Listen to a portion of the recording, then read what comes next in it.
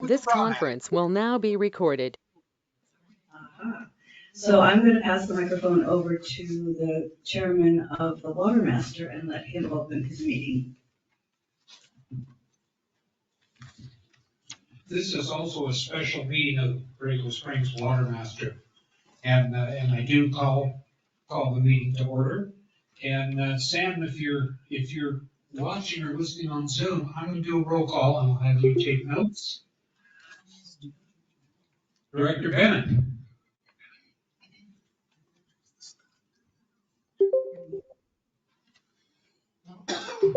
Is he there? Director Billick. Here.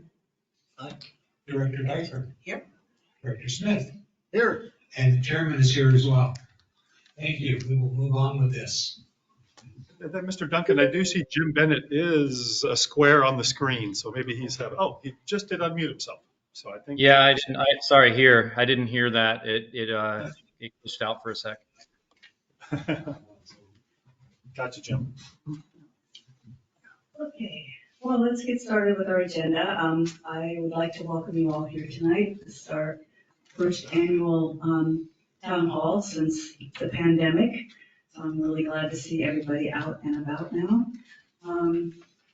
We have, just to give you a little bit of background if you're not familiar with, if you're new to the community or have forgotten. The Borrego Water District was founded in 1962. It was kind of patched together from some water departments that had been built by developers who were, to support their developments. And so Borrego Water District has for a long time been a hodgepodge of different water companies that are now put together in the one district. And so we've been working ever since then to make the system, to put the system together as efficiently as possible and keep it going and keep improving it. And that in turn is, our purpose is to bring good quality potable water to the community.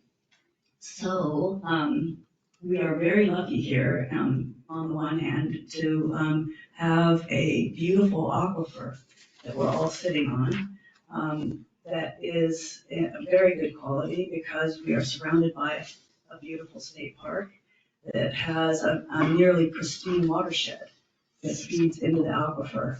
And so because that, but also because that's our water source and there is no other water sources to look at, we have to be cognizant, we have to be aware of the water that we're pumping. And this place did start out as an agricultural and resort paradise from about the 1930s, and then it really started to boom in the 1940s. And over time we realized that we were probably taking more water out of the aquifer than was going in. We talked about that for a long time. There was a lot of questions about, well, how much water is there in the aquifer? How long is it going to last? And then something called SIGPA came along. It was a law that was passed in 2014. It's the Sustainable Groundwater Management Act that made it a law that all overpumped basins had to come up with a plan to become sustainable by 2040. That's the long and short of it. But we, as the Borrego Water District, we are also a pumper. We don't have exclusive access to the water. We also pump water from the aquifer along with everybody else. So as a result of SIGMA, we had to come up with a groundwater management plan and then form what you will hear from tonight, which is the Water Master. And our job as the Borrego Water District is to provide potable water to the community itself. The Water Master, their job is to make sure that we maintain or we have a healthy basin and that there's no undesirable results from the things that we do to live here and that we're sustainable by 2040. It's a big job. And so you will hear from them tonight and they will explain how they function and what they're doing and what their future programs are going to be like. So without further ado, I'm going to introduce the individuals that are here tonight, and later on in the program, they're going to have a chance to tell you more about what they do, what the Water Master does, and what Borrego Water District has done, and what we hope to do. So starting here on my left is Paul Rosenboom. Unfortunately, we're losing Paul to a new location later this year, so we're really sad to see him go. He's been wonderful to have on the board. Tammy Baker, who's the vice president and has been a huge asset to the board, as well as Diane Johnson in the blue right there. You've probably seen her in about a half a dozen places in town. She's always working. And Dave Duncan, who is our secretary treasurer, and he's been on the board about the same amount of time as I have, and I think we've just been appointed to a second term. So tonight on the Water Master, we have Martha Deichler, who's representing the community of Borrego Springs, Mr. Shannon Smith, who represents recreation, which are, golf courses mainly, and then we have Tyler Billick, thank you, who represents agriculture, and Jim Bennett is online, he representing the county, as well as Dave Duncan, who represents the Borrego Water District. Those are the five people that sit on the water board representing the different aspects of the basin here in Borrego. So, with that, I would like to hand the microphone over to Paul, who is going to tell us all about what the Borrego Water District has done in the last couple of years. Thank you very much. Nice to be here in person. I've been a square on a Zoom screen for the last year, so it's great to be here. Sadly, it's also a hello and a goodbye, because I am leaving the board here in a little while to move to Korea. So, but thank you for the opportunity to serve you all this last year. I took over for Lyle Brecht when he was unable to finish his term. So I'm here to talk to you about the accomplishments of the Water District for the last year. So we'll start with operations and capital improvements. So these are bad things that didn't happen due to the careful management of Alan and Roy and the hard work of the crew. So we had no major unscheduled service interruptions. There were 16 that did occur, and they were very short duration and limited impact on the community. So we were very proud of that. Part of the reason why we were able to take care of matters so quickly was the crew repairing system, specifically the vacuum system that we got this year. It was about a $100,000 expenditure, and that's able to trench with vacuum, and the crew was very happy with its operation and the time savings from that. So here they're hard at work. No dirt piles. It's a pretty nice setup. Let's see. All state and federal water quality standards were met. We had no issues at all. There is a consumer confidence report that's available online or at the office, and you're able to request that or download it at your convenience. But both for our discharge and for our water quality, everything was within the mandated boundaries. And let's see, the wastewater treatment plant renovation. We got a grant for $778,000 from the state, and this renovated all exposed surfaces and equipment. So the headworks, the oxidation ditch, the clarifier, all these were retrofitted. They were, past their service life, so the retrofit was quite a success, and this was a particularly well-run construction and engineering management program. There were no change orders, and again, Roy did a fantastic job managing the construction. David Dale did an excellent job speccing it all out, and so a big round of applause for both of those individuals. And let's see, here on to sewer repair at Casa del Zorro. So we moved the sewer line from the parking lot into the right of way, and we added an oxygenator I didn't say that right, to reduce, it's an oxygen injection system to reduce fumes. And there was a few delays getting that hooked up from SDG&E, but now it's operating well, and I believe the fume reduction is there. Let's see, SDG&E pipeline from the road to the battery facility. This was an 8-inch line, and it was installed to support a first of its kind program for hydrogen creation and storage from all the excess solar capacity we have here in Borrego Springs. And that went well, and it's, I know, Jeff, is it now It's done. Just functioning? the final and paving generating? is all that's needed. Okay, final, great. Finances, this was amazing that well timed. We refinanced $4.6 million at a 2.29% interest rate. Yeah, that was fantastic. That resulted in the savings of $500,000 of interest expense over the lifetime of those funds. And just fantastic that occurred. And our reserve fund balances are $7.74 million. And that's due to the hard work in past years of the board maintaining a really solvent, careful, prudent organization. And here's how some of our reserve funds are broken down. There's not just one pool of $7.75 million. There's different earmarks for different categories of operation. For example, there's emergency reserves, there's capital reserves, which we would use for replacing pipeline, contingency for the unknown unknowns, rate stabilization, operating and working capital, which every organization needs, for some of the town center sewer, water supply purchase reserves for those days when we may need to purchase additional supply due to the ramp down, debt reserve as required by our bond holders, and a non-218 reserve, which is non-rate revenues and a reserve fund to cover any expenditures there. So you can see there's a variety of purposes for our reserves. Let's see, and grants. So it was a big year for grants. From the State Water Board, we had the wastewater treatment plant, which we talked about, which was $750,000. Proposition 68 grants, which Tammy's going to talk about. That was $6.1 million, quite the injection of resources.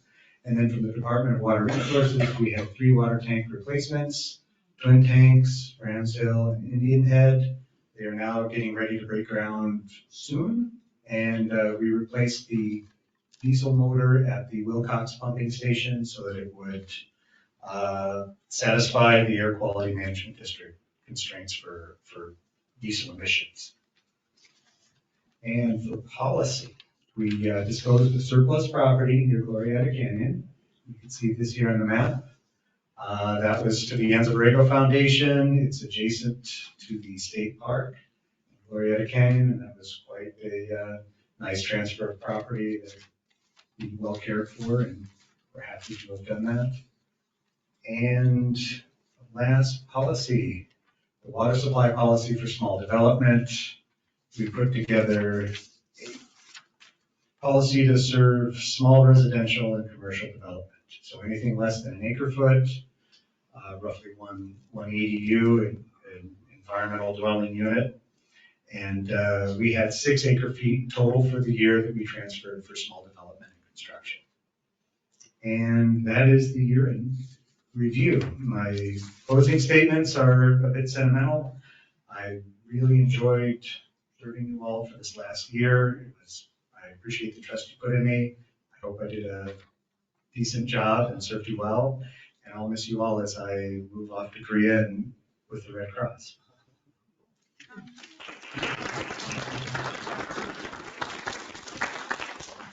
We will miss Paul. It's been a fabulous year. So I've been on the Water District a couple years now, and I've only done Zoom meetings. This is the first time I've actually been with like other people, which is really a nice thing, even though I still feel like I need to wear my mask for my own personal reasons, but it's really great to see people in person. So I've been on a couple years. I've been living in Borrego for several years. We've been vacationing here since 2008. So my husband and I just love the outdoors. We ride our bicycles all over the place. We go on hikes. My background is mostly in software engineering up in Silicon Valley. I'm a trustee at a school in upstate New York. That's a whole other story. And I've just been appointed to be part of the Revite Committee, the Jim Desmond committees really have infrastructure and those various areas. So I'm taking over for David Garman, who's moved on, to be the environmental lead for the Revite Committee. And I just had a chance to meet Seco Road, who's sitting here and will be talking to us later. So I'm going to talk about what's ahead of us. Grants, picking up on the grants. So there's $6.1 million. Borrego Water District gets 1.6 of that. And I'll talk about the rest a little bit later. Two main projects, the wastewater treatment plant monitoring wells. So this is part of our commitment to water quality, is not to pollute our aquifer with the runoff from our wastewater treatment plant. You make sure that it is clean and good, and as the water percolates down, it's all great. So this is a project to put in 3 pairs of wells, not to scale. The wastewater treatment plant, if you haven't smelled it or seen it going by, it's on Borrego Springs Road, just past Yaqui Pass. That's Casa del Zorro on your left-hand side. And as you head up to the dip, the wastewater treatment plant's on the left-hand side. And there's the perk pond. Some people go birding at the perk pond, not that you're supposed to. Anyway, that's where the wells will be placed. And the other project is the automated metering infrastructure project, which will be coming to you, but not soon. It'll take us a while before we're ready to roll this out to you. But to get a sense of what's coming, there's a couple main things. Well, first what it is, and I have a couple slides on this. We're going to replace the meter that's out by the street inside that black box with a meter that continues to meter water, but then also transmits that water usage regularly, like maybe hourly, maybe daily, but frequently. Where today, the only way we know how much water we've used is we look at our bill like once a month. So you don't know day to day, week to week, how much your water is. So this system will go and automatically report that out. We're really excited about this at the Water District because it's going to enable us to detect leaks. And we expect that, there it is, $30,000 a year in reduced bills, basically you guys having to pay for leaks, wasted water. So it's water that would otherwise be wasted because it's a leak, and its bills will be passed on to you. So we're excited about the possibility of reducing and eliminating all this wasted water that comes from leaks, both in our system and in your homes and places. And here's how it works. Go to that next slide. The water meter has it's like a little tiny cell phone. When you've heard of 4G or 5G, this is like a half a G or a tenth of a G. And it pushes the metering data up, like maybe once a day, goes to the tower, goes across the internet, and goes to this vendor that we're going to pick. I've named them Water R Us. I just made up that name. That's not a real vendor. And then next slide. What happens is this vendor will provide an application for you to run on your phone, and it sends to the Water District usage information. Part of that is the leak detection. So if you let us, we would call you and say, hey, there's something really unusual. Is it okay? Do you want us to look? Your battery's running low. And then we use this information for billing. So what it might look like for you, next slide, is this kind of software can give you a way to see what your water bill is going to be. So this black line in this picture, that's like your normal water use. And the blue line is how much water you're using every day. And so this is just a depiction like you're only partway through the month and you're exceeded what you normally do. So your water bill is going to be higher this month. That may be important. You may want to take shorter showers. It's up to you, but at least you would know. And then the next one, next slide, is this alerts. This is the thing that we're more excited about. All those blue lines is how much water you use every day. And there's this one day where you have this excessive water use, this big orange bar. And you can get an alert that says something's going on. And maybe you're refilling your swimming pool and it's okay. But maybe not, right? Maybe this is a problem. And so this is really kind of the key to the water savings is this leak detection. Okay, go back to the thing. Something that helps the water district is we no longer have to do the manual reads. The crew don't have to go out in front of your house once a month and read your meter or every other month. So there's some savings for our staff. And then you have real-time access to your data. Going on. So we said the water district got 1.6 million out of a total of 6.1. Well, other organizations are going to get money from this grant to do projects. And just go ahead and click through all of them. The Water Master gets a significant portion, as they should, because this is a program really dedicated to Sigma and reducing water. But also we have UCI, who's going to work on a program to evaluate how the plants are using water, groundwater dependent ecosystem. What's going on with that? The school district is putting together a program on water education, and the Borrego Valley Stewardship Council is also working on programs and information for conservation of water. And just to toot BWD's horn just a bit, the Prop 68 grant was available to like 21 critically overdrafted basins. We are the only group, this is BWD leading, we are the only group that brought in other organizations and gave them the opportunity to get grant money. All the other basins that got Prop 68 money, they're spending it on their own stuff. They didn't sort of share. So I feel really, it's a big effort, mostly on Jeff's part, to work with the other organizations in Borrego to help them do what they need to do as part of our overall effort. Okay, I think we go to, building things. We're a water district, we build stuff. So this is a different grant, the DWR grant, and we mentioned replacing tanks.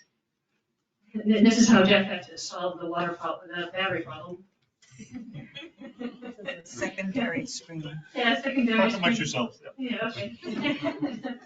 So there's 4 tanks. I'm sure everyone has seen twin tanks. So the 2 tanks, you head up the grade, you're exiting Borrego Springs, Pond Canyon Road, head up the grade, the 2 tanks sitting back there. The other 2, one's Indian Head, way to the north of the Indian Head sort of group of homes. And then the Rams Hill tank, it's a little tiny arrow, so it's up behind Rams Hill. Most people have never seen it. All of these tanks are in disrepair. And if you want to see what it looks like on the inside of a tank, we have this cool video narrated by our engineer, David Dale, where we put a submersible camera, like an underwater drone, and drove the drone around the inside the tank, and you can see what the inside of these tanks look like. So that link is available on our website, and David explains what you're seeing and why we need to replace these things. There's just no question we need to do it. Okay. And then we're going to replace the polluting motor. Another thing we're going after is state money to replace aging pipelines. And that's a whopping 4.3 million, which is they fund 80%, we, the water district, fund 20%. That's how it works. And here's where they are. So we look at pipelines, we need to replace miles and miles of pipelines because they're just old. They're all built around the same time. As we take a look at how frequently there are leaks and how they were built and what the construction times were at the time, we identify the ones that are highest priority. We pick Sungold as the top one, and then a transmission line that runs on Borrego Springs Road. That's something that's coming in our future. And then on the sad note is replacing the chair next to me. Yeah. The dates for replacement, stay tuned. It depends on Paul's last day, but there's a set period of time where we need to send out, and part of this is promoting, if you're interested in being on the water district, you'll need to reach out to us. We're going to ask you some questions like, are you sure? And then your resume, and we'll talk to you about, and this is mostly Jeff will lead the original part, talk to you what it's like. You're welcome to talk to any of us. Then we'll just have a process for all those who really want the job to interview with us, and we'll pick the most, the person who's the best fit. So dates coming, but it's kind of like a couple months, I would say, like 60-ish days sort of feel. And we hope it's a long 60 days, because that means Paul sticks around longer. Closing comments. So what I've learned in sort of my couple years on the board is it takes a lot of money to run a water district.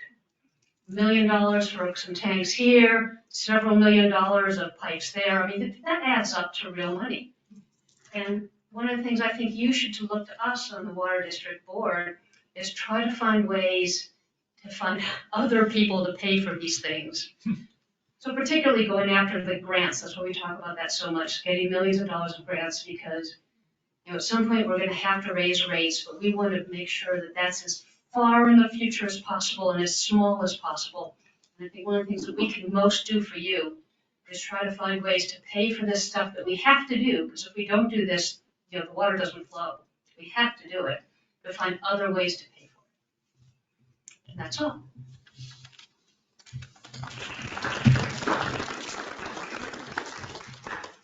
Hi, I'm Diane Johnson, and I've lived here in Borrego Springs for 19 years now. I've been interested in water since long before that. Started attending meetings probably 10 years ago here, and went on the board 4 years ago. I am going to talk about our air quality monitoring program. It became clear several years ago that in order to reduce our water use as much as we just have to bring it into sustainability, which means that the amount of water that comes into the valley equals the amount that we pump out. It became clear we're going to have to fallow a lot of our agriculture land, and that, of course, can lead to dust concerns. So we started supporting a program back in 2016 with money from BWD, from the endowment fund. It was a national science program, I think, National Science Foundation program originally. And Seco Rood has been running that network of monitors ever since then. Seco, many of you know him as the photographer who puts gorgeous shots up on Facebook from places that I have never been and never will be, like the top of Toro Peak. But he also oversees this really neat data, which is available to the public, so that, for example, when the Haboob came through a month ago, that showed up there. So Seco, I guess I should give you this.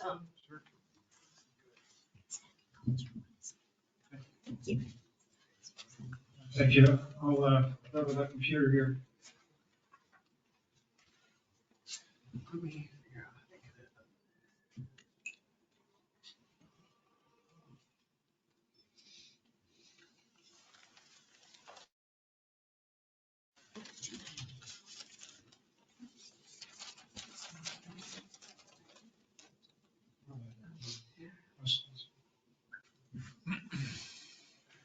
Yeah, so we put weather stations in 5 locations around the valley here, and then 2 other locations up on the mountain. But the ones that we're interested in terms of dust are here in the valley. And so if you look at the top here, you've got Viking Ranch. Which is, oh, is that going away? And try and see it on. That's straight. It's on Jeff's computer. Would it be going there instead of?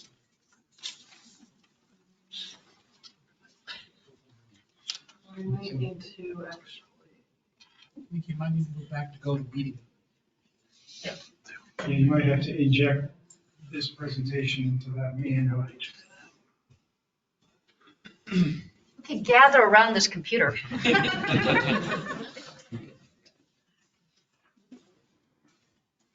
To get our maps out if we're gonna do that. Showing online.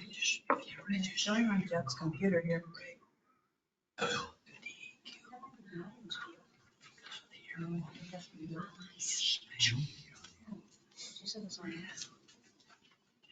think you just need to go back to go to meeting.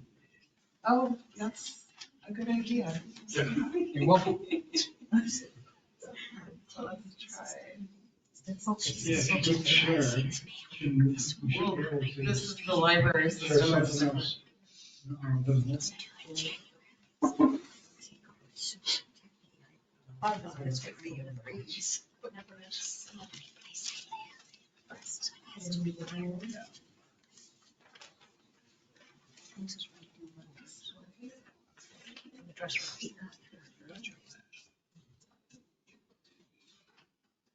Another option is for me to use my own club.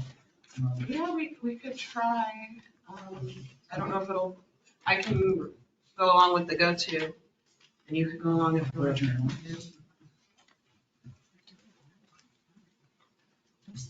Apologies, everyone. You say? It's the car. Do you say?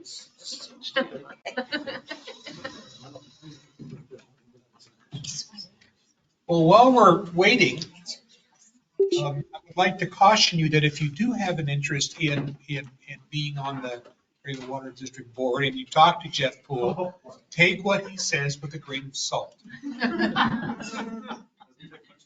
He originally assured me that I wouldn't spend more than just 2 to 3 hours a week. 50 hours later the first week, I realized that he had not been truthful. Time flies when you're having fun. There you go. Nice. Yeah. Technicians at work. Now I don't know if the remote folks can see. I have it on here too, so we're dual controlling. Right, so, Thanks, Jess. so there's the Viking Ranch is up north at the entrance to Coyote Canyon. It's kind of on the right there. And then that's on Borrego Water District land. And then we have one on Clark Dry Lake, one at the elementary school, UCI Steel Burnett Desert Research Center. And then there's the park headquarters, but that one does not have a particulate monitor. That's more of our official weather station for the UC Natural Reserve System. And then at Wilcox Well, as you go down the bend towards Customers. So that's 5 particulate monitors, and 3 of them do PM10, and 2 of them do PM 2.5, and that's the particulates that are considered harmful. They have not been able to prove that anything larger than PM10 harms the health of human beings. So the 2.5 is the one that we're most interested in, although, you know, the researchers are interested in the other ones as well, because they can determine whether that's typically dust, PM10. And whereas PM 2.5 are aerosols, but that can be any aerosol. It can be smoke, it can be other kinds of particles. And so this is a typical weather station. This one here at the research center. And the particulate monitors were added after the weather stations were already installed. So they were kind of using the weather station network to be able to send the data to our network. So yeah, and I already explained the types of dust and aerosols that we measured. And then, so we have a website, and then we also have an online repository where the data goes for researchers. And you can see this just briefly showing some of the things we measure. We've got a whole bunch of other instruments on there. If you click on that little arrow on the top right, when you come in there in the website, you can see, like, for example, the particulates. This one is an example of a dust event, where you can see the wind speeds at the bottom, and at the top you see the micrograms in cubic meters, how much dust there is. So was a big wind gust, and you can then see the dust increases. And so I just want to give an example, because I think most of us were here for this most recent Haboob. We got a couple a year, but this one was so obvious that I think most people saw it. It was just a wall of about 5,000 feet high of dust that came in from an outflow from Yuma, thunderstorms in Yuma. And we got notice like half an hour before it even got to Borrego that it was on its way. And as you can see here, this is what the monitors picked up. If you had a purple air monitor, you'd be able to see it as well. Those are more the consumer versions of these dust monitors. The ones we have here installed in the valley, they're a little bit more pricey. They're like 10 times as expensive as a purple air monitor. And so you can see it just shot up for a little bit, but then it quickly went down to below 100. And then it just, by the next day, it was pretty much down to back to normal level. And then on the bottom here, I just highlighted, we went from 2.2 to 364, which would be really detrimental if that was a 24-hour period. But luckily, it just went right back down. Here's another graph. And so, you can look at that. Oh, actually, I was going to show you if there is any time left. We're probably taking up. Oh, I guess can you show the video clip too? Yes.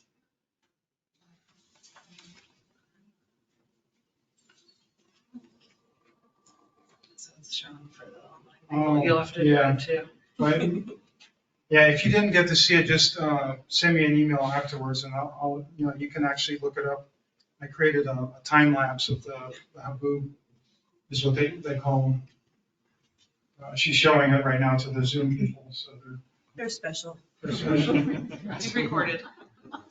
But we're also storing the data now in the UC Berkeley Dendra network. And they call it Dendra because they're trying to collect as much data from all around, not just California, but they hope to get data from weather stations all around the world, so we can researchers can study things like climate change a lot easier. Here's an example of some of the data that you can call up. And then the other thing that we're doing is intercalibrations against the EPA system, because our particulate monitors use a slightly different method of measuring dust than the EPA does. So we're trying to figure out what's called intercalibrate, so we can find out what the multipliers are. And we've already gotten a pretty good sense for the 2.5 multiplier, but not so much the PM10.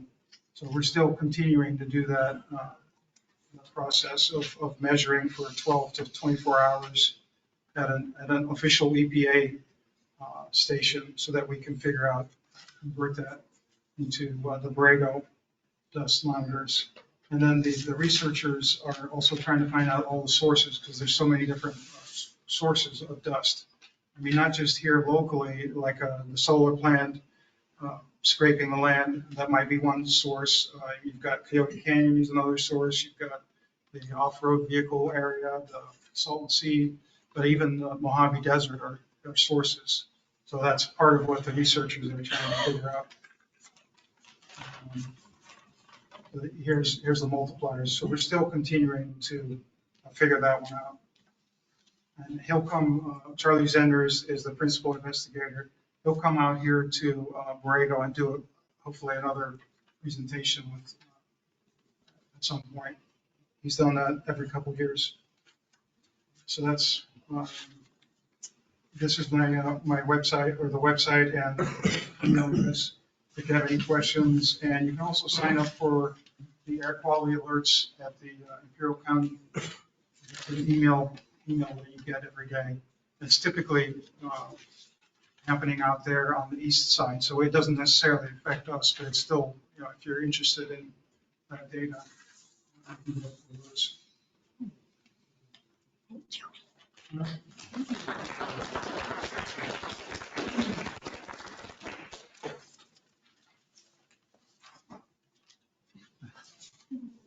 Can I ask a question? Just because I'm learning here. Sure. So the haboob came from somewhere else. It wasn't caused by the activities occurring in our valley. No. In terms of where we are, in terms of what's happening in the valley, are we getting better? Are we getting worse? Is there an issue? Is there anything we've learned from the day to day? I think well, we're learning more, so that's good. But the Salton Sea is I think, to me, that's a big problem. The drying up of the Salton Sea, because it exposes agricultural runoff residue, which then goes airborne as soon as you get winds over 25 miles an hour. So I think the Salton Sea is one of the biggest concerns. Thank you. Thanks, Seco. Oops.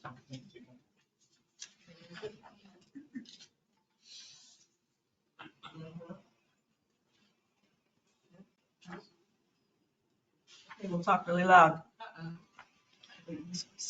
It's not happening. More technical difficulties. One of the reasons that BWD decided to help pay for this project is that because we see the future in fallowing, that we wanted to establish a baseline, like what are the occurrences that are happening now, and if what we can do in the future if we should we see the dust, the particulate matter in the basin start to rise, that there might be mitigating ways to help with that. So that's, our interest is about the overall, product of good quality water and a livable community. And so that is, why we felt so strongly about it, not just water quality, but also air quality. Just wanted to point that out. So next we're going to go to the Borrego Springs Water Master. As I said before, Borrego Springs Water District provides water to our customers in the community, and we are one of the pumpers that make up the basin of, there are a number of big pumpers, as you'll hear from the Water Master, but we make up one of them. We don't have any specific water rights, so we have to, pump water and pay for it just like everyone else. And then, so I'm going to hand this over to, I think Sam Adams is up there somewhere in the internet, and she is going to give us an overview of what the Water Master, who the Water Master is, and what they do. Hello, Sam.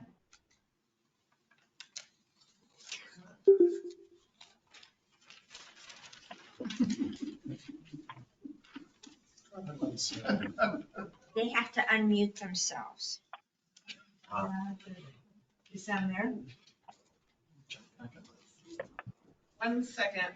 Sam, if you could give us a test. Yeah. Sorry, it was working earlier.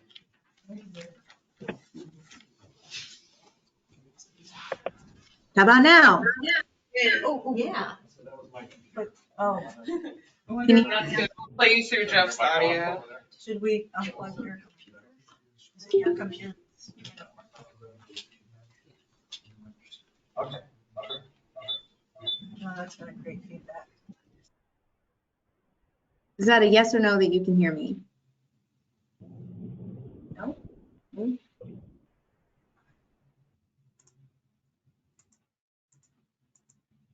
We can hear you on Zoom. I mean, on the internet. Okay, they just can't hear me in the room. We can hear you quietly, but just speak up and we should be okay. All right. Were you going to run the slideshow or did you want me to do that? I will start it now.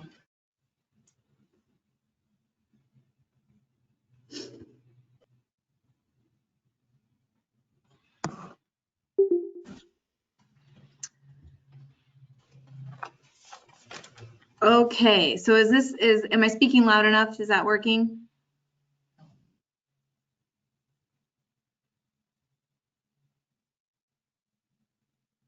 Basically, what about that other little unit? All right. have all kinds of toys in there. I just gotta find the right one.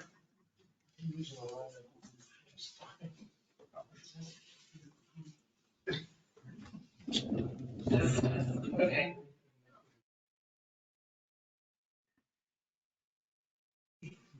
All right, Sam, go. Can you guys hear me okay?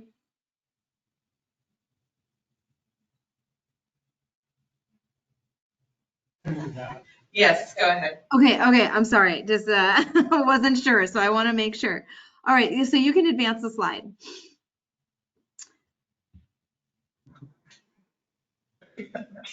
Maybe.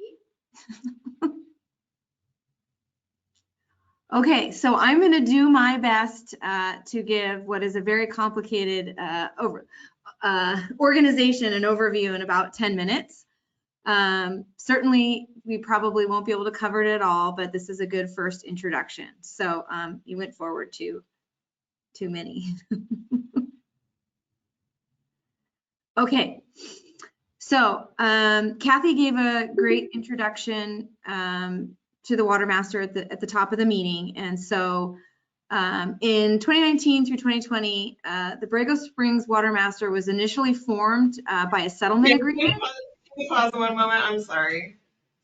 No problem. I am flexible.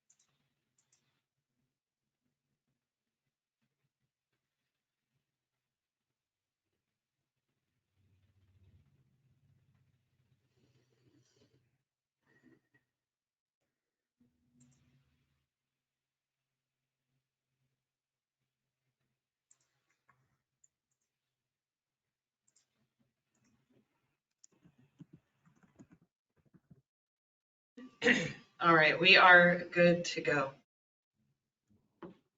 Okay, take two.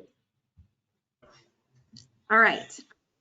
And you can hear me, just give a thumbs up. I just want to make sure. Okay, thank you. All right.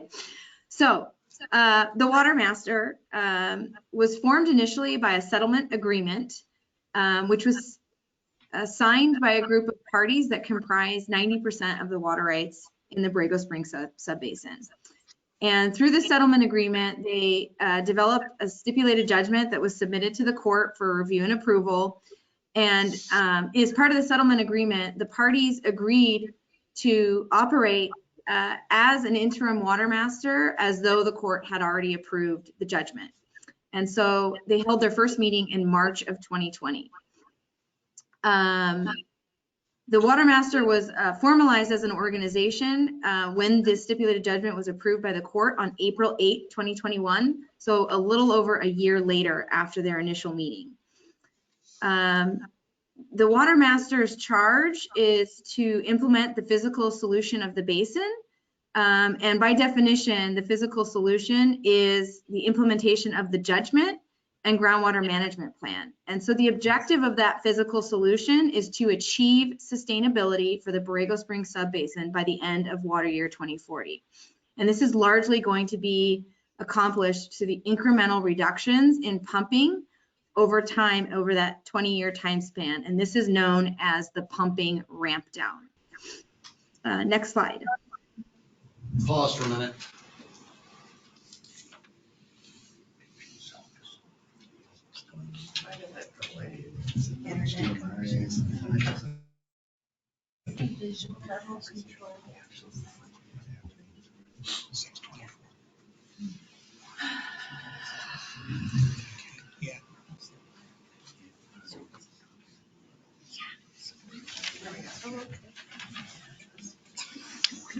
Okay, carry on.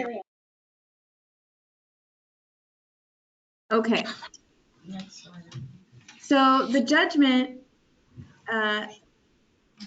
is the document that is our guiding document for the water master. And so what it does is it establishes the pumping rights of the parties in the basin.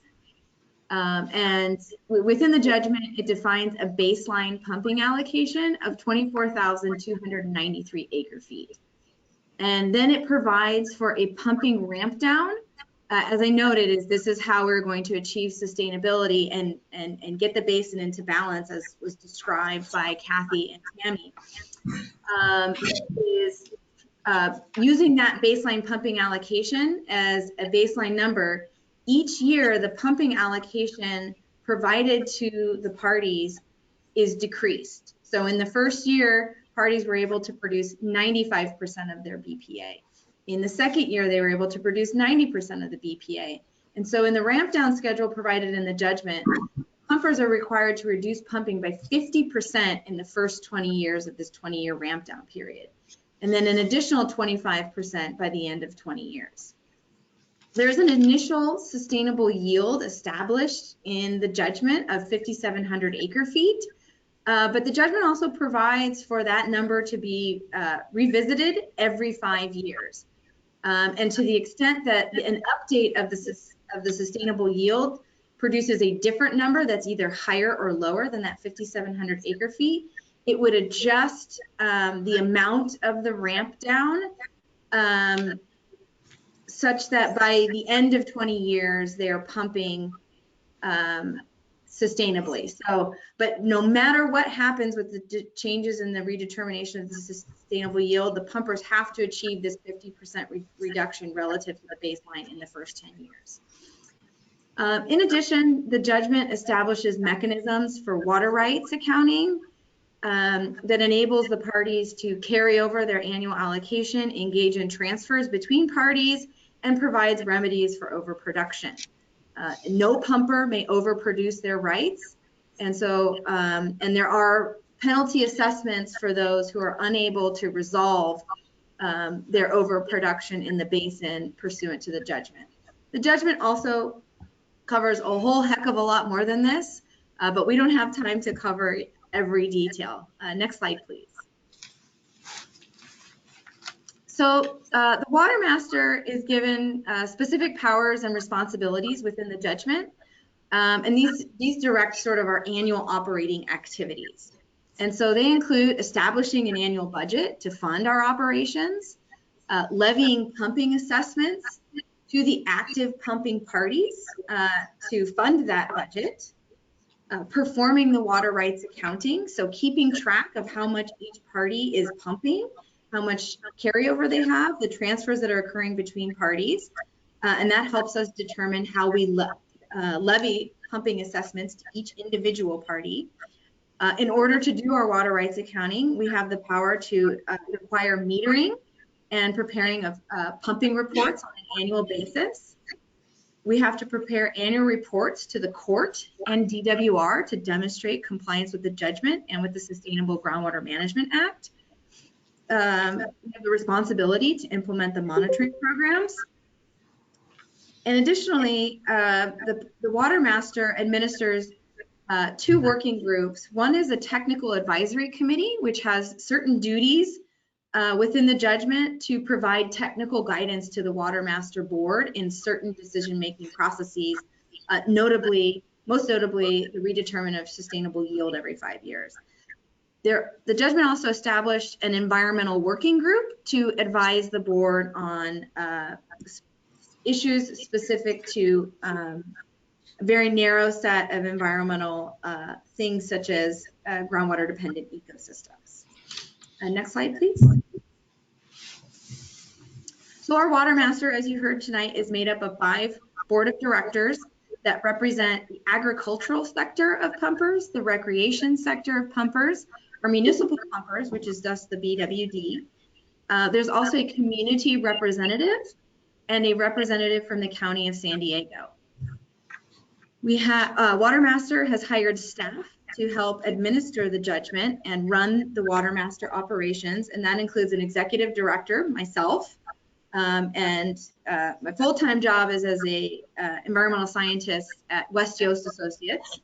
Staff also has a technical consultant who's responsible for leading the technical activities of the Water Master, including administering the Technical Advisory Committee and the EWG. That is Andy Malone, also with West Yost. We are supported by various West Yost scientists, engineers, and geologists. And then we also have legal counsel, which is James Markman from RWG Law.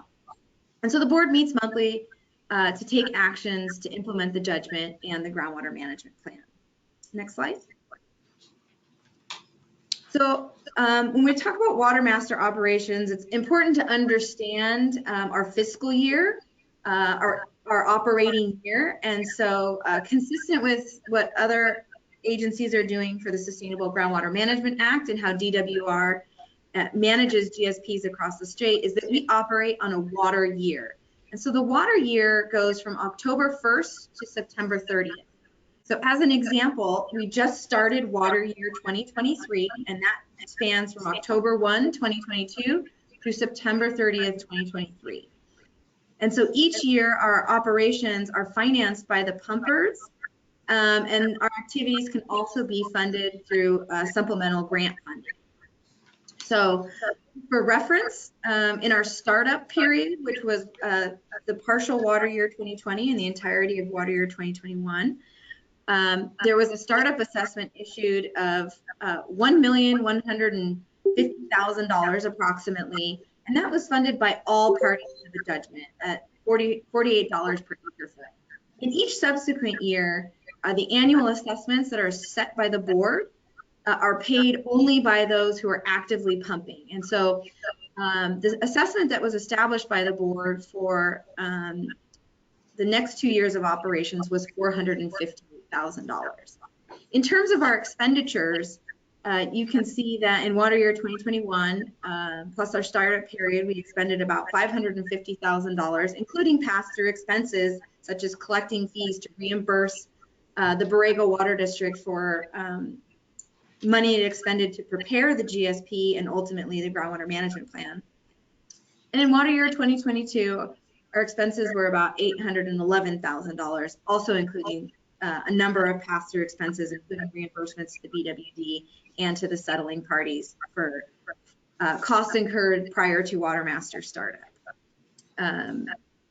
It's not unusual for a brand new organization like this to have increasing costs in the initial years where they're launching a lot of programs and doing things for the first time. The goal is to obtain efficiencies as we go through this process. So I wanted to share just a small handful of accomplishments to date. I don't think that this is the comprehensive list, but I think these are some of the important accomplishments that we'd like to share with you this evening. As I mentioned, our primary mechanism for achieving sustainability in the basin is going to be that pumping ramp down. And so the most significant piece of information that helps us understand our achievement of that ramp down is to actually know how much pumping is occurring in the basin, which was an unknown factor when the GSP and GMP were developed. And so the judgment provides for a metering program. And as of October 1, 2022, we have 93% of known wells metered. We've developed a very clear system of tracking our pumping rights and water rights, and we've now completed 2 years of detailed water rights accounting to illustrate to the parties how much their BPA is, their annual allocations, how much they're pumping, how much they're transferring, and how much carryover rights they have. In water year 2022, which is the year that just ended, 92% of the pumping that we reported in our water rights accounting report was from metered data. So that's a significant improvement upon what we understood in the past, which was almost no metered data and fully relying on estimations. Based on our 2 years of measured pumping, we're able to confidently say that we've measured that there are reductions in pumping occurring in the basin in accordance with the ramp down. From water year 2021 to water year 2022, there was a decrease of about 1,500 acre feet in production. We also submitted our first comprehensive annual report to the court in DWR in April of 2022. Conference will now be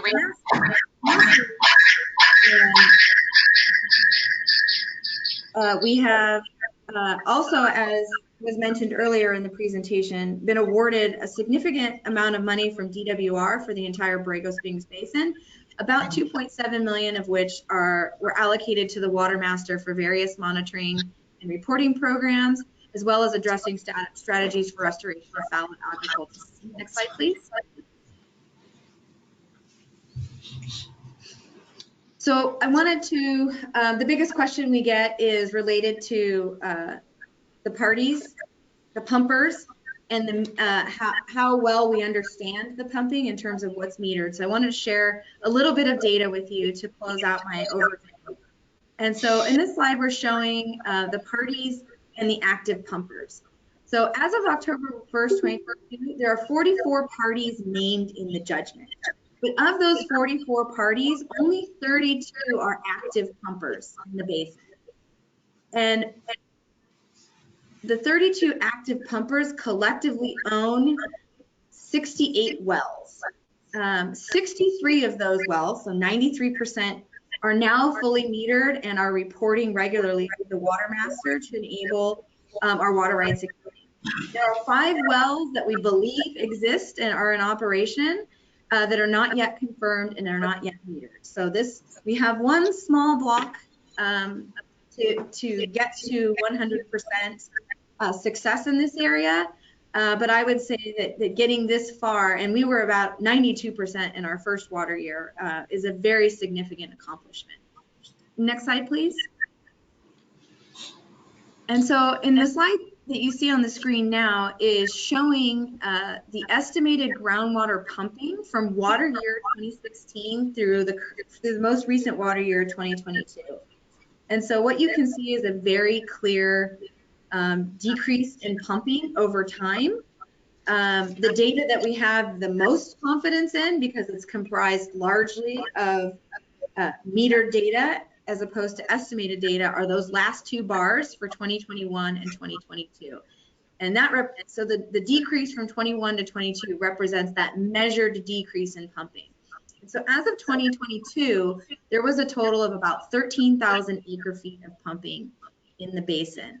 And I've also shown on the bar chart, the colors represent the different sectors of pumping, and I've also shown the values for each of those sectors to the left. So of that 13,000, agricultural pumping makes up about 9,000, recreation pumping is about 2,000, municipal pumping is about 1,500, and all other non-de minimis pumpers are pumping about 290 acre feet. This chart does not take into consideration the de minimis pumpers in the basin. A de minimis pumper is one who pumps less than 2 acre feet per year. And as of this, any de minimis pumper that was pumping at the time the judgment was entered is not subject to the metering requirements. And so that doesn't factor into our water rights accounting. We do estimate the de minimis pumping each year as part of our annual report to DWR. And based on the assumptions that are made for that de minimis pumping, I think we have about 27 acre feet per year spread across all the de minimis pumpers in the basin. So it's a very small portion of the total basin pumping. Next slide. So what's next for the Water Master in water year 2023? We're going to begin our grant-funded projects. Of note is, of interest to many, is that we'll be studying the potential for biological restoration of fallowed lands. This is a project that's going to be led by the Environmental Working Group and is supported by some consultants from Land IQ and also support from UCI. And this is wholly grant-funded work that would not have been able to be done were it not for that DWR grant. So it's really exciting that Water Master was able to bring in this funding to support this important work. The Technical Advisory Committee is going to be working on scoping its process to complete the update of the sustainable yield by January 2025. Sounds like January 2025 is far away, but it really isn't. And so that's a really important task that's being revisited as we speak. And the work to update the sustainable yield will begin following board approval of that scope. Also pursuant to the judgment, we're working on preparing a groundwater monitoring program work plan to enhance the monitoring program in the basin. So that's another work product that's due to be published in April of 2023. So I'm sure you have many questions that won't be able to be answered today. So if you want to learn more, I would like to invite all the members of the community who are interested in learning more about the Water Master. We'll be holding an in-person stakeholder open house on December 8th, 2022. This will be held in the same location you're at currently at the Borrego Springs Library from 2 to 4 p.m. That evening, we will also be hosting our first in-person board meeting at 4:30 p.m. at the library. And we'd encourage you to stick around and join us for that. You can also visit our website where you'll find a number of resources about the Water Master's operations and meetings. You can email us at the email address on the screen, and you can always contact me directly at my personal email address. So with that, I'll turn it back to the MC to introduce the board members.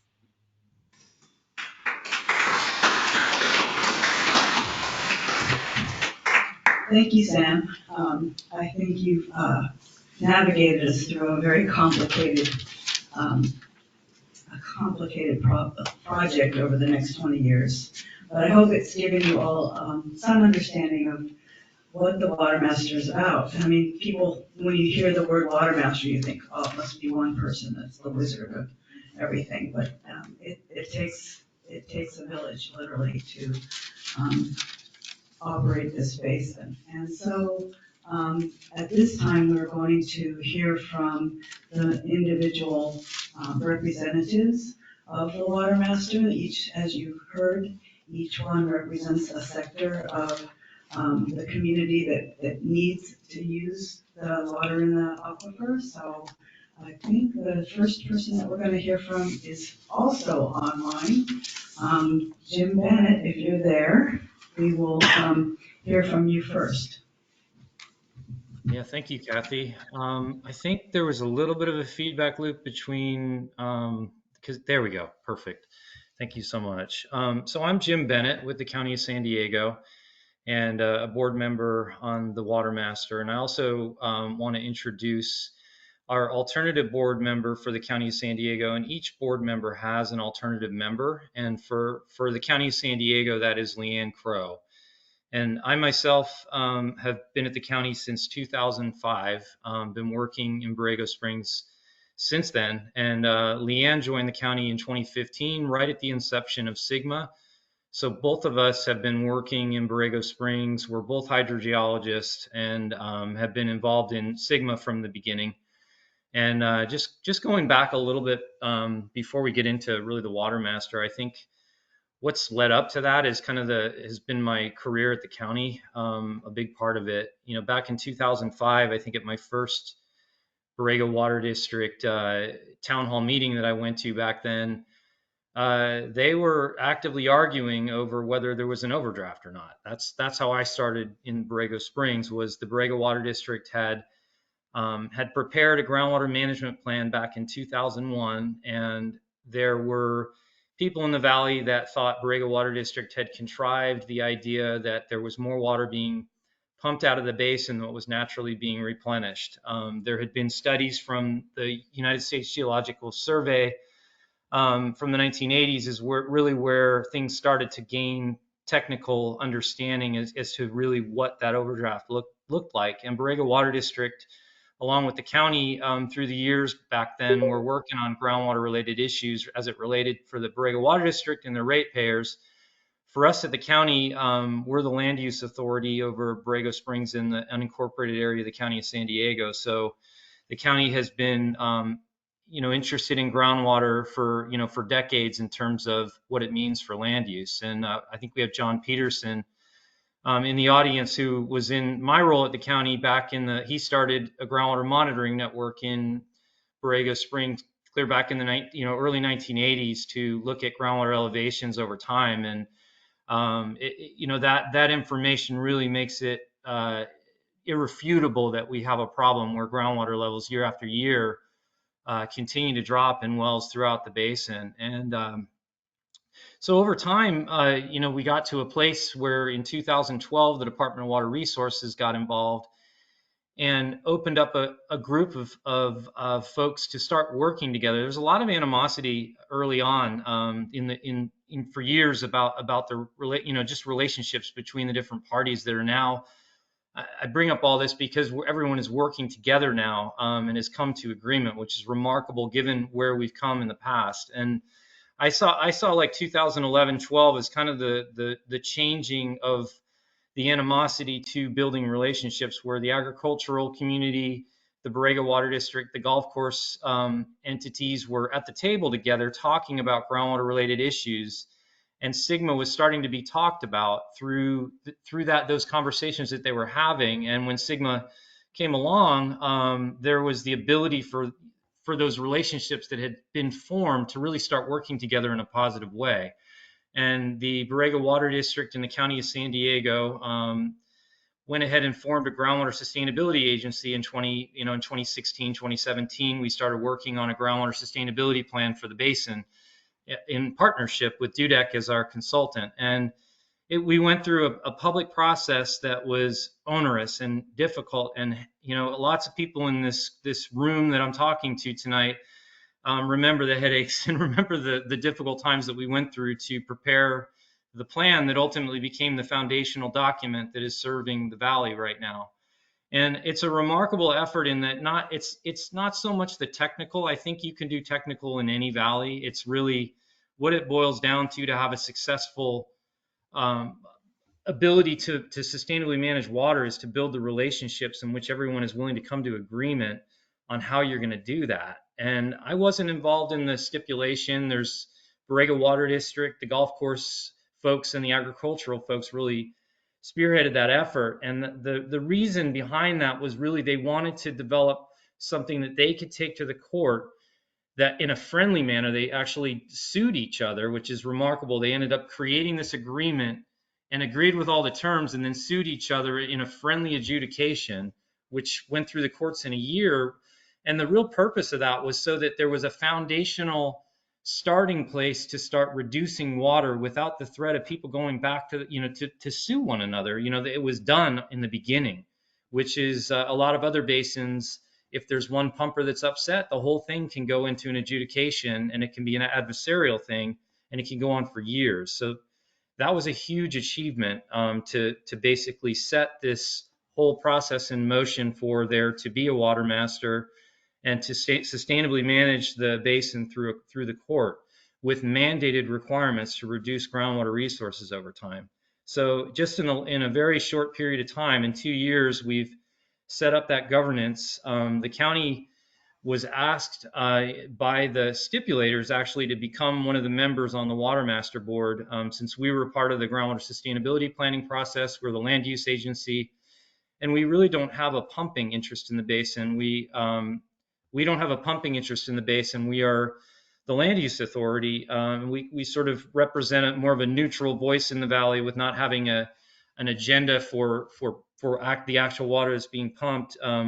We were invited in our board of supervisors, went ahead and nominated my position at the department to be on the board. And in 2 years, we've been operating with as Sam pointed out. I'm not going to get into any of that. She already went over that. But I think the biggest success is that we are regularly operating and we are doing everything that was envisioned within that judgment and in a time frame far faster than what we would have done traditionally through Sigma if the Borrego Water District and the County of San Diego had remained the groundwater sustainability agencies. We saved a lot of time and we streamlined the overall process to bring this basin into sustainability.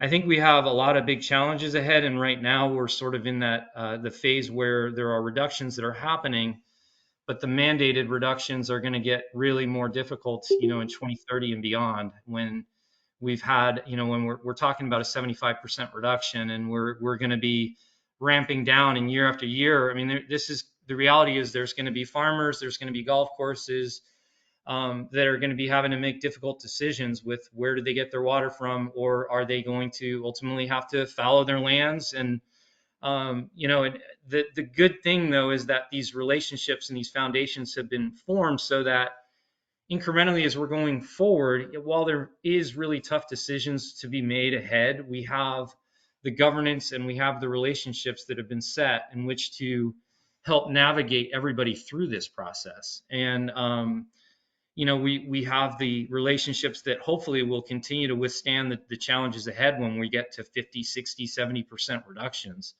I'm a half glass, I think the glass is half full. And coming from where I come from in my perspective, I know we're working on a lot of refinements right now. And I kind of have that bigger picture of where we came from with very little regulation and very little hope for a sustainable Borrego, but just continued status quo overdraft. And there's just a few words for tonight. And I appreciate the opportunity. I would have loved to have been there in person. I'm dealing with a family issue with a sick family member that I'm tending to right now. And I was the one that was talking, not wanting to be in one of these little boxes. So I do look forward to hopefully being out in December with the Water Master Board and getting to see people in person.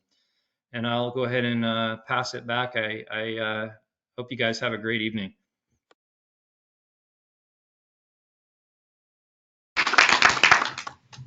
Thanks, Dan. Next, I believe we're going to hear from Tyler and his perspective from the agricultural sector. Good evening, everyone. My name is Tyler Billick. I'm the agricultural representative on the Water Master Board. I view my responsibility as a complex one, being the most significant body pumping in the valley.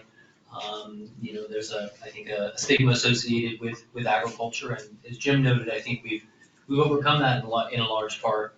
But I see my responsibility as a communicator between the agricultural community, the community itself, the Water Master, and BWD. Take that extremely seriously, and look forward to continuing to provide communication and strategies such that the agricultural community can overcome some of the challenges that they face. I think the Water Masters had some early successes. I think Samantha touched on a couple of them. I think Jim touched on them as well. One of the main ones being is that initial estimation prior to the implementation of the judgment was that there was a withdrawal of about 24,000 acre feet annually. And what we saw in our most recent water year was that we were closer to 13,000 acre feet of actual withdrawal. And so I think we're seeing very quickly that in our ability to collect data and analyze that data, we're seeing that maybe there's a silver lining in that we're seeing maybe we're withdrawing a little less than we initially anticipated. And then, as has been highlighted by the BWD board, receiving the grant is massive for the community, for the basin.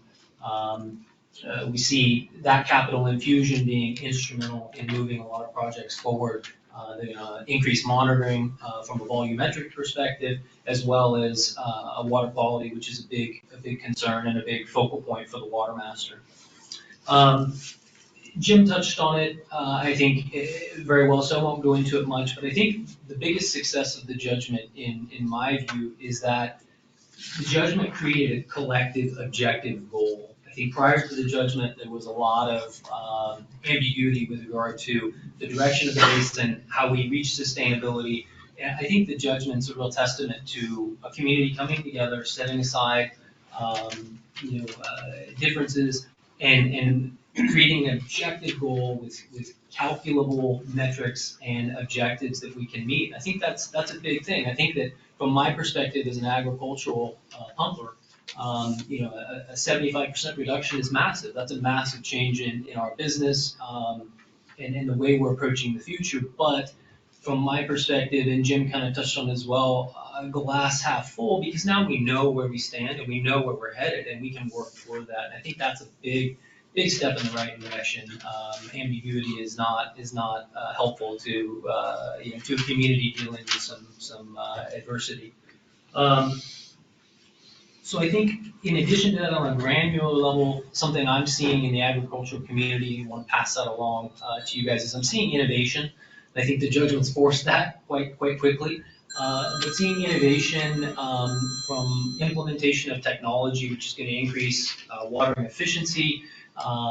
You're seeing, and you may have some questions, which I'm happy to answer, some crop rotations taking place, which I think on the surface may seem irrational, but I think there's an objective there toward higher efficiency, higher water efficiency use, and also planning for the future. So I think the judgment has really forced innovation within the water master in the implementation of the judgment, but speaking more specifically to the agricultural community.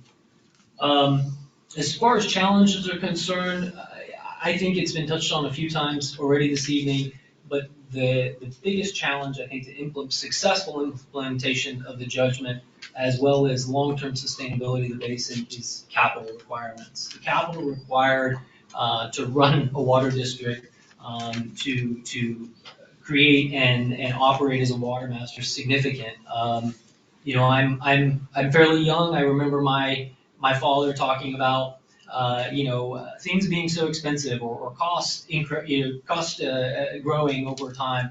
And here I am now feeling the same way. When I look at some of these budgets that are proposed and I look at some of the costs, it always surprises me how expensive things are. So I feel like I've aged quite quickly with regard to what things cost these days.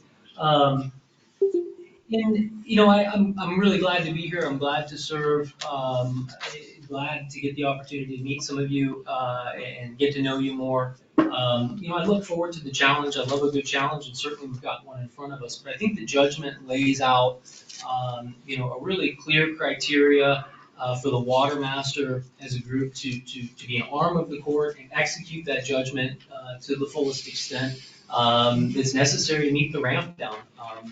And so certainly a big challenge in front of us. I'm here as a liaison between the ag community, the water master, to the community. So feel free to reach out to me. I can get you my contact information if you have questions. But certainly from the agricultural community's perspective, we're all on board. We're all hands on deck and working hard to meet the requirements of the judgment. So thanks for having us here. Appreciate the invitation. And look forward to getting to know each of you a little more as we work through this process. Thank you. Thanks, Tyler. And Tyler also has an alternate on the water master, and his name is Mike Seeley. So we have an alternate for each position because sometimes somebody can't make it. And so we want to make sure that there's always representation of everybody when there's a water master meeting. And so we have the alternate folks. And speaking of alternates, tonight we have Martha Deichler representing our community rep, and she is the alternate for Mark Jorgensen, who is unable to be here tonight. So thank you, Martha, for coming to speak to the group about the community. You're welcome. Thank you. Yes, I'm standing in Mark Jorgensen's very big shoes.